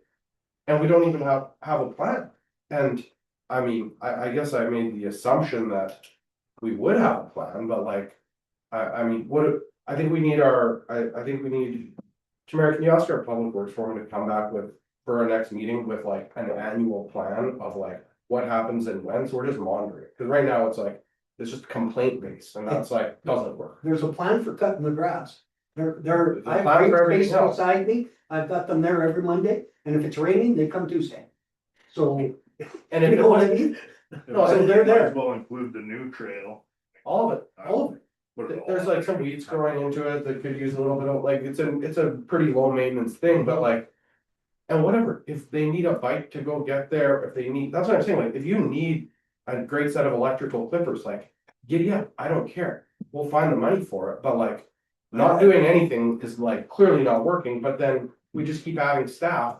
Have we ever had a green team? I ask because I know other municipalities have a green team and they're used to. they are our high school kids, I think, with probably the manager being our works manager. And that's part of their job would be to maintain that, and it's funded, right? Can we make a plan to have a discussion with Cody to see if he can work it into his? Yeah. Well, we don't need to have a plan with him, it's his job. Well, he can get a plan, like, He should make a plan, we don't need to have a discussion with him. Steve's asked for him to come back with a plan. yeah. So in the past, we've had green team students at Sandy Lake, for the town, and I was on the LED or two, we made the last one. And then we quit, going for funding because we had just no kids applying. For job. Yeah, we had no kids applying, because they all wanna come here and scoop ice cream. They don't wanna get sweaty and dirty cutting grass, right? So they all kinda wanna do it, you know, so maybe it's different now, maybe a few years later, maybe we should look at that again as having a green team student again. And both. Didn't we advertise last year? So this year we advertised for student, didn't we? I don't know. I don't think so. I don't think. Last so. year. We've always been successful with the grant, we've been unsuccessful in it now. Yeah. Tamara, will you communicate that to Cody? Like a plan? When we first got on council, there was a green team murder. Lost one, I thought. How old does a kid have to be to? 16, 17, able to drive. Yeah, we It's don't need to 29. drive. We can Yeah. drive. It's 29, right? 16 to 29? It's 15 to 29 15. if you want to have the grant funding. 15 to 29 what? Years back. Oh, okay. Yeah. And I believe actually when we first started this term, I believe Councillor Langston brought up that maybe we could up the wage. Like, can we up the wage from, Yeah. Minimum. like, if you apply for 20 green bucks an team hour. and minimum wage is $17.50, can you pay them $19? For sure. Yeah, so you still get half, or do you get just a certain amount It's just from the minimum wage. from minimum? Yeah. So we'd be on the hook for a couple extra dollars, but maybe we could entice somebody to come from. There's two streams, there's green team and then there's Canada summer jobs. So you can also get it under the same thing, and you can't top up the wage to entice people, like I said. So maybe we should plan for both. Yeah, you can, and one's a federal, one's provincial. Did they tell us that the AMM meeting in Mendoza that they successfully funded all green team applications. So I think they told us that, so. So there is money there, it's just a matter of finding the people that want. Yeah, it's never been an issue of the grant funding, it's an issue. It's just. To get somebody honestly who's 27 years old and wants to work for 10 weeks, 11 weeks. Yeah, yeah. And. And sometimes we not need them for for a jobs, driver's right? license, I think, for the most part, unless maybe they were to work in the LED, but I think the LED is like pretty well staffed with. Yeah, like things some of there, them too. so just, yeah, if you know somebody who's. But now that 16 we're or adding, Go to school and wants to For high school. work a little bit later. Yeah. we're adding more and more cemeteries and stuff, so there's lots of. There's gotta be some kids out there. Anyways, a whole lot. Yeah, that's like I said, it's just, if you can find some kids. But if we pay, Yeah. give a little extra Okay. money. Okay, that's it? Trails? That's it on trail. Good, alright. Water and sewer, resolution for wastewater lagoon service agreement with Rolling River First Nation. I'm gonna move her to get this on the table. Councilor Draychick, seconded by Councilor Screwland, so this will be for the tipping at now at Sandy Lake, because in our study, we found that we do have room in Sandy Lake. Are they can be capped on how many loads they can transport to Sandy Lake in? No. No, okay. I thought it was like 42 or. No. So no capping there. Because it's the square footage of the pad, the cell. Okay. So with the new information coming forward from Counselor Scolney this morning. Some may have to go to Sandy Lake. If Honorable truly can't take it. Yes, So is that gonna have an impact? With the amount that's coming through this agreement as well? We don't know how much is coming through with this agreement? Yes, we do from their logs. we do from their laws. That number was presented a meeting or two ago, but I can't remember what it was. So while we were sitting here this morning, my phone rang. That had to do with. Yeah. A ratepayer. I've had 4 or 5 texts saying they are not impressed with. Having to pause on having their waste being picked up. Yeah, but the thing is, it's not. Like, we've already cut everybody off based Yeah, I on, know. you know, we've done our due diligence. No, I'm just. You know, and so the thing is, it's not on us. Like, I mean, we do need to have a better plan. And I mean. You know, Rolling River and Erickson right now are looking at doing a large lagoon for tipping. So. Should we be in on those talks too? Because maybe we could be adding a new truck lagoon to this area that would benefit all three. So they've gone ahead and had the increase without getting the approval from, because you gotta No. get approval to raise the price. It's free until they get the approval. Correct. That's how it reads on there right now, right? They're hoping to get $50 from the PUB, but until then, they're charging nothing. That was just posted yesterday. That was posted yesterday. Okay. So right now, So can we're they at. charge back retroactively or no? No. Okay. It'd be everything going forward. Okay. So we're asking for, in our next resolution, that we're asking for an interim increase as well. You bet. So. I get that. I guess some of our lagoon or our. Dumps could actually go to Erickson, but then they're gonna have to pay a lot more to get it to Erickson instead of using our own. Yes, same as they could go to Sandy. Well, I don't know, Yes. we don't know if Erickson will let us dump there. So that's what I'm asking, like I doubt they will, cause I think this is a trial basis on their own because they are at max capacity now. Cause I think it said in that thing too, that they're capping how many loads per day is well there. I thought it said something about that, like they were only allowing so many. For Erickson? Yeah. No. I think that was. Sandy Lake is 45 trucks per day. Sandy Lake's 45. It also provides that Sandy Lake Lagoon has the organic capacity to accept up to 45 trucks per day. Okay, do we know how much is going there now? On the lot. Or we I could ask that question after we do this agreement, but The log will tell us how much they're dumping. like somehow, I think it is on us, cause somehow our own ratepayers need to access. A dump. And the thing is.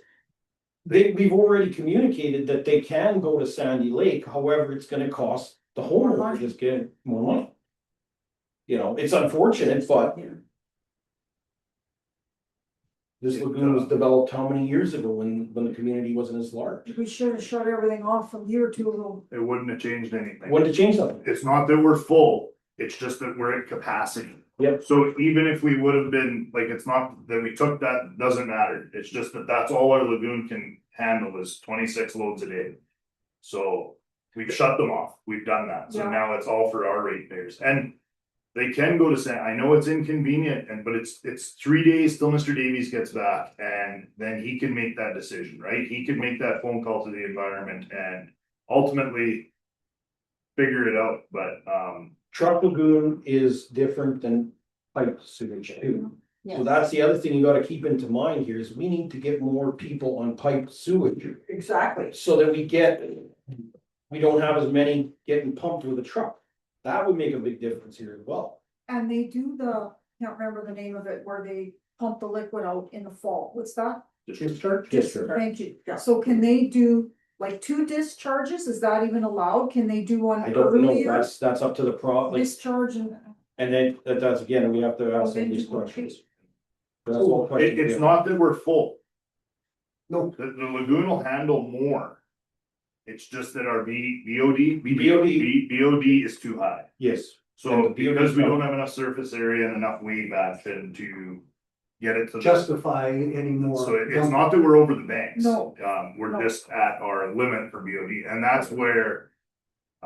We're in July, end of July. So I think we need to be careful because we are at max usage, but we're getting close to testing time for, so.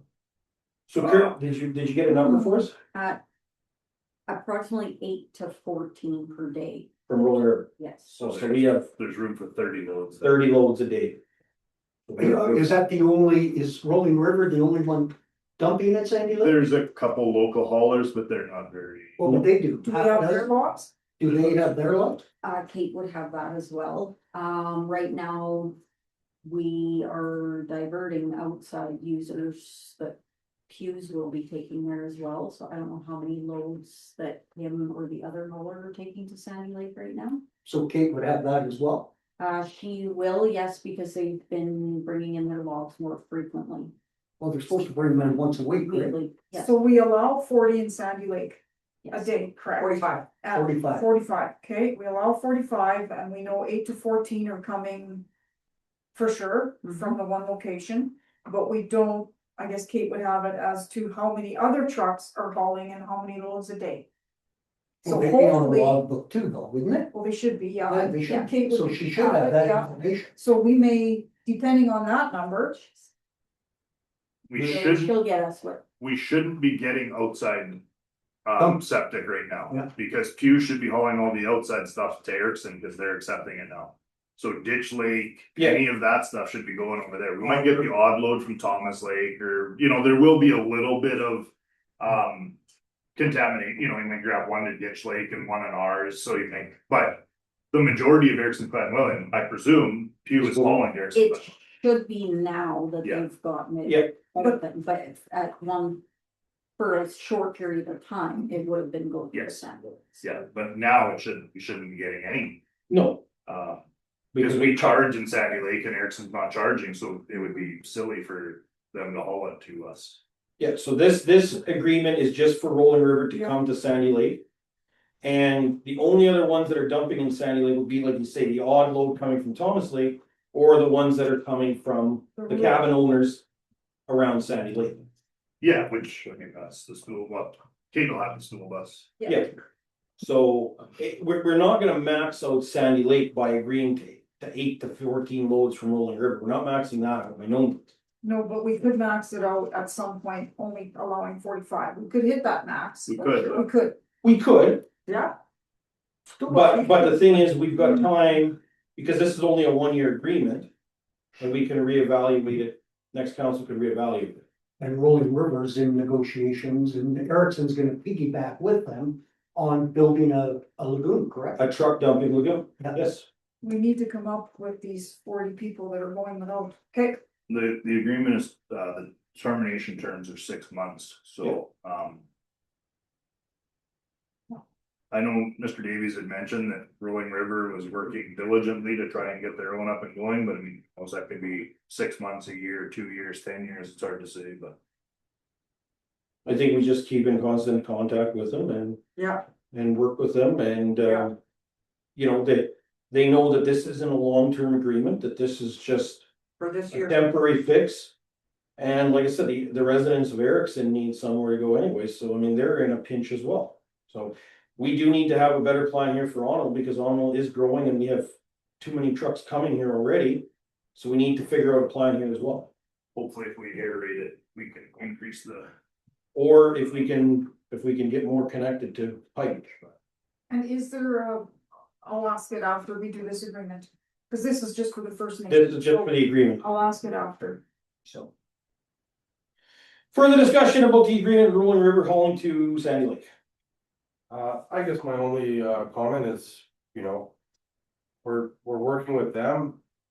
I think we also need to be at the table for these like regional conversations where they're talking about with Erickson and the First Nations, because I agree 100%. because that's where the funding comes from. These are regional projects. I think Mr. Davies has started that. He's Yeah, had a meeting. I just wanna make sure everyone else And I think that is high on his radar. I agree 100%. I just feel like we maybe haven't been as enthused on it when I brought it up in the past, and I just want to reiterate that like this is the path forward to getting these projects done. We've gone out of our way to do the right thing and build these relationships, but like we also need to get a reciprocal back at some point. Yep. Further discussion? All those in favor? Carried. Resolution for CHIF funding for the water projects here in Sandy Lake or in Arnold. Steve, can I back up just with my one question on the water and sewer? So, Mr. Scolny had mentioned something about the park. North Shore. North Shore. So is there something with that? Like I'm not We'll sure. look into that. That was, we don't know that. And is that like a call to the park to see, or what is Yeah, what is It's that? a call to pumpers, better to call to pumpers. To take it to the park, is that? Well, they'll know. the park doesn't have a facility. Superintendent has wait till Monday and then, Oh, so there is no dumping, you mean that one that's at the, we don't think there's a splash pad there Yeah. for trucking, okay, but we need to find that out for sure. yeah. In the past, they talked about that we could hook pipe up to there possibly from South Bay in that area. But that was a maybe between parties and we don't know where that We was. also like maybe. So that's a piping thing, not a dumping. Yes. We also should be maybe having a conversation of like, if we're gonna have this surge problem, like, would they be open to us building a pad down there or something? That's what I mean. That's like, these are all the things we need to come up with a long-term solution. Like, Arnold keeps growing. There's only more septic gonna be coming. So we need to figure out, okay, how do we deal with these big influx? Like, it's the 2 months in the summer, right? Yeah. So it's not like we need the parks all year, but could we put a splash pad there that, in this case, when there's 40 loads that gotta go tomorrow, where can we take it? So could you reach out to that would be the town manager, right? Yeah. So just reach out to him. They have multiple dumping stations for campers and stuff like that. Maybe that's how they dispose of their septic and much. And the other option, like there's other RMs have done, is they bought their own truck. You know, and they've done that as well, right? So it's, I mean, there's, like I said, we need to come up with a long-term plan. This, because yes, it's not fair that people are paying high taxes and they're not getting the service, right? So. Well, their own truck for what? Their own septic truck. The RMs have got their own septic truck, and what they do is they pump they have customers and they're on a utility. That's how the trucks pay for it. And when the town worker, the RM worker is running a truck, he inspects the tank at the same time. But what does that benefit if we were to? Well, in this case, and then it would be. We can charge them a flat fee no matter where it goes. Yeah. Yeah, but So they're not getting. We're not to take a loss on. We still have to. Truck. No, we're not, but I mean. Blend it. Blend it through, right? But you still have to dump it.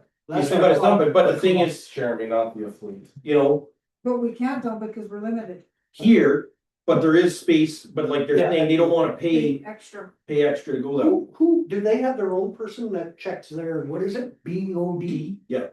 I believe that's John, I think is who. He does ours and the, okay. How many? No, not the park. Not the park, Okay. park has their own people. Yeah. How many like surge trucks are we unable to accommodate?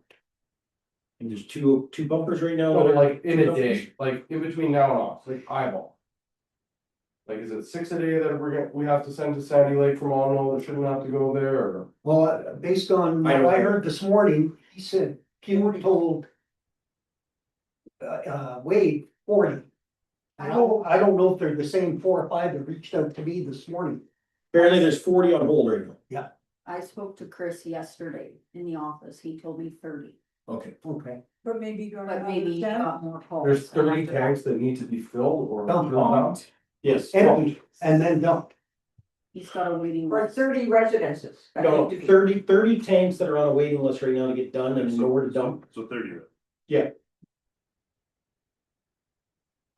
So Well, he could because this do- is all he could septic. do There's the no next one pipe. today. There's no pipe, you see, this is Which if like, he's hauling to Sandy Lake today, I know it's an inconvenience and it's an expense, but I mean, if you wanna.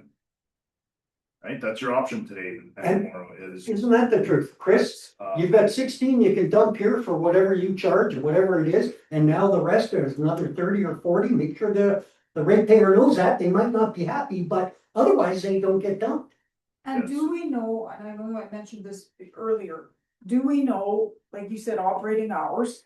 So is it 6 days a week, 7 days a week, and is there a day that we could allow him that no dumping is allowed, just waive that and get him 16 more tanks or whatever he can do in a day? Dumped on that day that it's closed? Or are they hauling all every day? He's No. Monday to Friday. Monday to Friday. He doesn't haul on weekends. Royal Flush is on weekends as well. Oh, is he? Okay, Yeah. so, Okay. cause I think it was, they charge extra if they gotta haul on weekends. Okay, but at least it's an option, he can. But I don't see the original driver of Royal Flush. Mr. Davies is limited to amount of loads, so I'm Yes, sure that per he's day. communicated to Yeah. them that it's 20 loads, 5 days a It's a week, week. or Yeah. whatever number it is, I'm sure Mr. Davies has pushed that to them and said, this So is what opening the we're extra allowed. days, put Yeah, it So over. if there was extra days, Mr. Davies would have thought of that and used that, so. I was hoping that would be an option. Push So this. Miss Selman will reach out to the park, if they can accept some, maybe that's an option, if they can't, then go to Sandy Lake. I guess you could reach out to Unity. And if they're accepting some, maybe we could haul a few loads down there, and God knows they've hauled us enough. Don't be shy if you're on that call to say, you know, we did help with the airport. It's a good idea. You come to the party in that community. Yes, yes. One or the other, if they both say no, then we're just gonna have to get through until we find a plan. Exactly. Okay, moving on. Resolution for CHIP funding for the on and water project, supporting of the application. Mover, Councillor Langston, seconded by Councillor Draychick, so this is just going to the feds, saying that we're in favor of the application. We want to see this done. Further discussion? It's all been approved by the province. They've analyzed it, they've looked at it. Water So this Services is all- Board sent it off to the province, Okay. or sent it off to the feds. They just, the feds needed a resolution from us that we're supporting. Okay. So it's now on the Fed's desk. Perfect. Yeah. Let's make that work. Further discussion? All those in favor? Carried. Request to the PUB for interim lagoon tipping fees. So we're raising them to $50 to offset our costs now based on our study. Is that for everyone? 50 and 75. That's Sandy Lake. It'll Sandy Lake, right? No, it'll be here. Oh, is it? Like, oh, it'll be anything outside the area. It's just Sandy Lake. It's just for outside these. Oh, then you're not still This is, Just Sandy Lake. this is the catch, Would Sandy like Lake, to up make to an Sandy Lake is application. 20. Right there, it says Sandy Lake. Yeah. Sandy Lake is 20, Onano is 40, this is to take Sandy Lake to the same as what Eric's 50 for Yeah. a single axle, 75 for a tandem axle. Yes. Oh, yeah, I see it now. Yeah. Further, mover? Councillor Graychick, seconders, Councillor Screwland. Further discussion? Seeing none, call the question, all those in favor? Carried. Economic development, trails, I'd like to talk about economic development. Sure. I feel like, okay, these lots that we have down in Mountain Estates, it's called Autumn Crescent, is that accurate? Yeah, we discussed it at the last meeting. I think that we need to do a request for proposals from developers. I feel like they're just sitting there, they're not doing anything. we've talked about it, we haven't done anything, and We've so. only cleared a path. Well, we've invested, but Yeah. like, I just think like, let's, a request for proposals is not as, doesn't mean we have to take it, but like. Let's just get some people looking at Figure it what's out there. and see what they think, and if someone comes and wants to negotiate with us, then great, but like, Listen, right now, we've got shovel ready. Sites that are ready to go, obviously with a little bit of work that needs to be done, but like, we're not doing anything with them, it's gonna just keep, we've talked about it. So like, let's just try to get something going, is that? We'll be back to nature soon if we do nothing with it. We missed the last meeting? Yes, he did. We had an offer to purchase one last meeting. Right. And what do we do with it? For one. he was just What? expanding. Did we do it? his property. No, Why? well, because we were gonna wait for you to come up with a plan. Yeah. Okay, I mean, no, my Thinking plan, of you specifically, but why didn't we we sell need a it? plan. I'm gonna meet to come up with a plan, like what does all council We want to need come up with a to plan? add this to our stuff that we need to. Well, we need, like, why don't we just do it right now, because like, our term's done in 2 months, so, like. I mean, why, I don't know, sell it to the guy, he's the neighbor, he wants it, what do you offer, do we know? I don't think he came with an offer, He he just submitted, he's interested in buying that. was asking us if we. Just the one lot, not the whole property. Because it's next to them. Yeah, we held off. Okay, well then, I think that we should ask that guy what he wants to pay for, it, and then do an RFP for the rest of it. So there was, Mr. Davies had a reason not to sell that one at the one-off because we didn't have a plan or it was, Waiting for the zoning plan or Development. something. There was a reason that we didn't do it last meeting. And there was quite a few questions being thrown around, would you do it this, would you do it that? Yeah. But we were gonna come up with a plan. yes. Okay, well, let's do it right now. I think we should do it on RFP. And it can be for, then do it for one or all. To me, it's like if you're selling, you sell all. You Well, sell it as- I know, but like that guy wants the one next to his, sure. To me, that's a developer wants to sell the one. I think we need the information from Chad. As to What information? follow up. He had a rational reason why, I just can't think of it either. Would it be in the minutes? No. I'm not sure. Can we just table this, the Autumn Crescent till next meeting? Chad puts some information together. We put some information together, how an RFP would look. And then we bring it back to the next council meeting for discussion. Then why don't we make the request that by next council meeting, we like, ultimately, it's not. We all are in agreement that I believe that we wanna. Use these lots to have cabins on, or whatever it is, so I just think that we should have, it's not for us to be operational. I think we should send the directive to our administrative team. 2/3 of which are here, that we need a shovel-ready RFP for the next meeting. So wasn't one of the questions was, what council wanted, did they want a residential built within the first 2 years? On a new, but then if he's adding this to the property, that wouldn't, there was questions.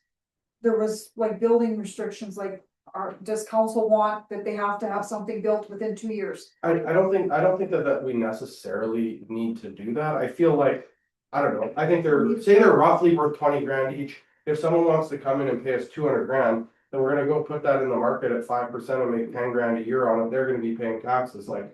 Who really cares? They're not gonna spend 200 grand and not like probably have a plan to move forward, so I don't think we need to go, it always fails when we try to force the developers to do something, because. Maybe they wanna do it in a, one every couple of years, like. We just need to sell them and get them into the hands of someone that's an entrepreneur. Is it reasonable, staff, that we get something together for the next council meeting? Sure. So I talked to Chad after we first looked at this.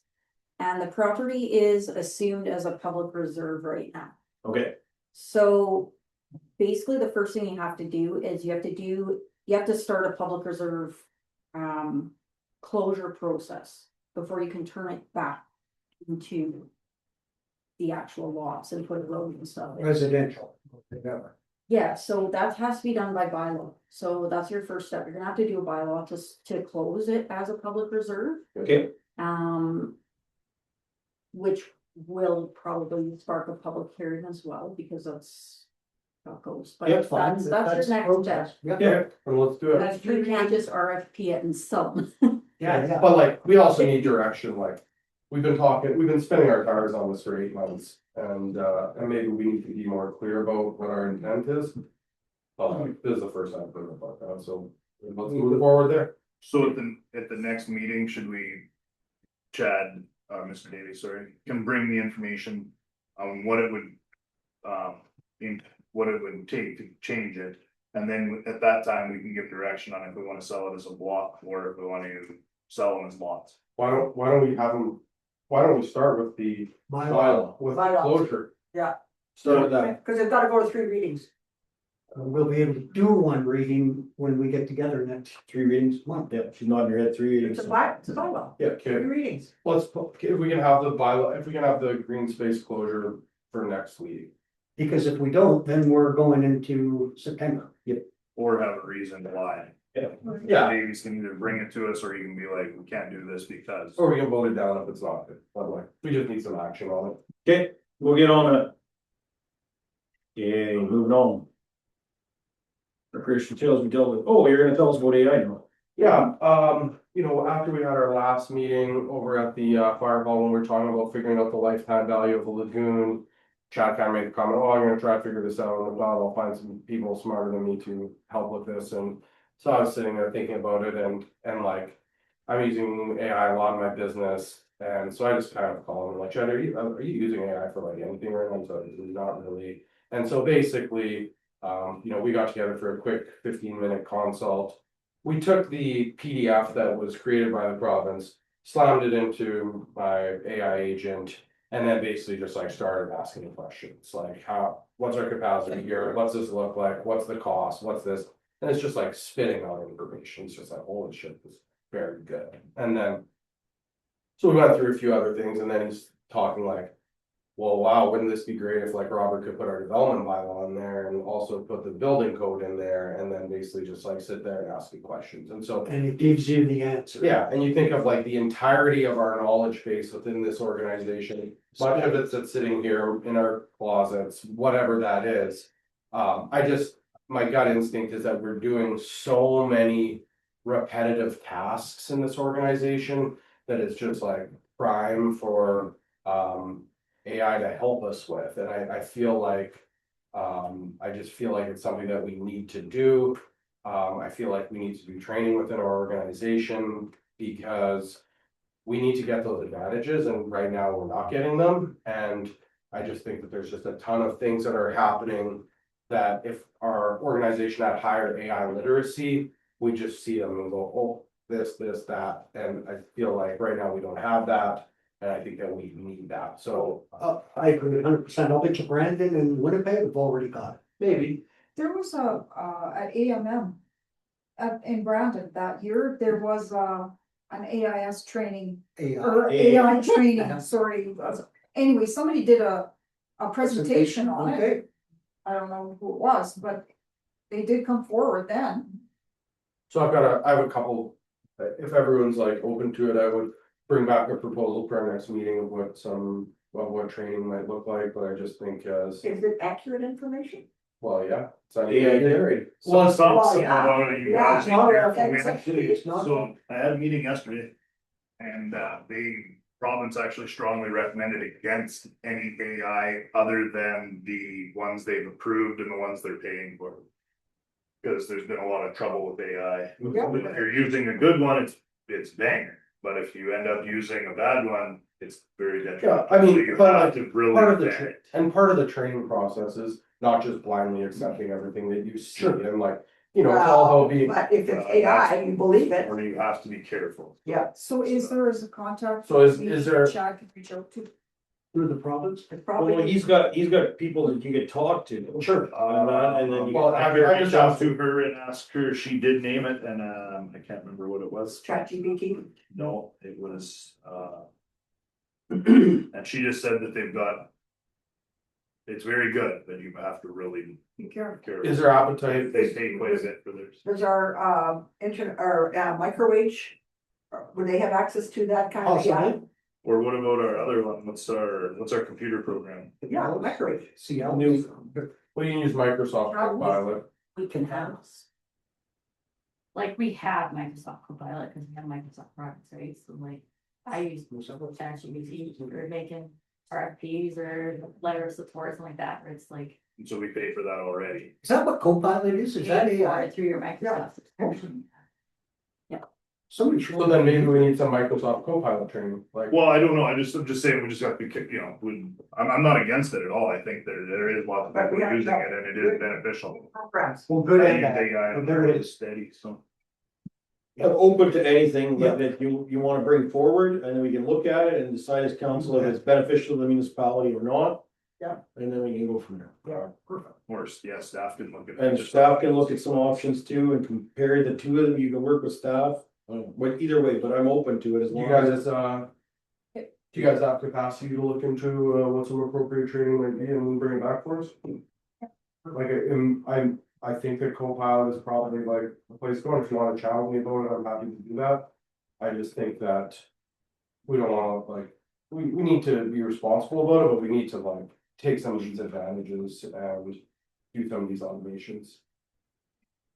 Perfect. We'll look at that for the next thing. All right, that's it.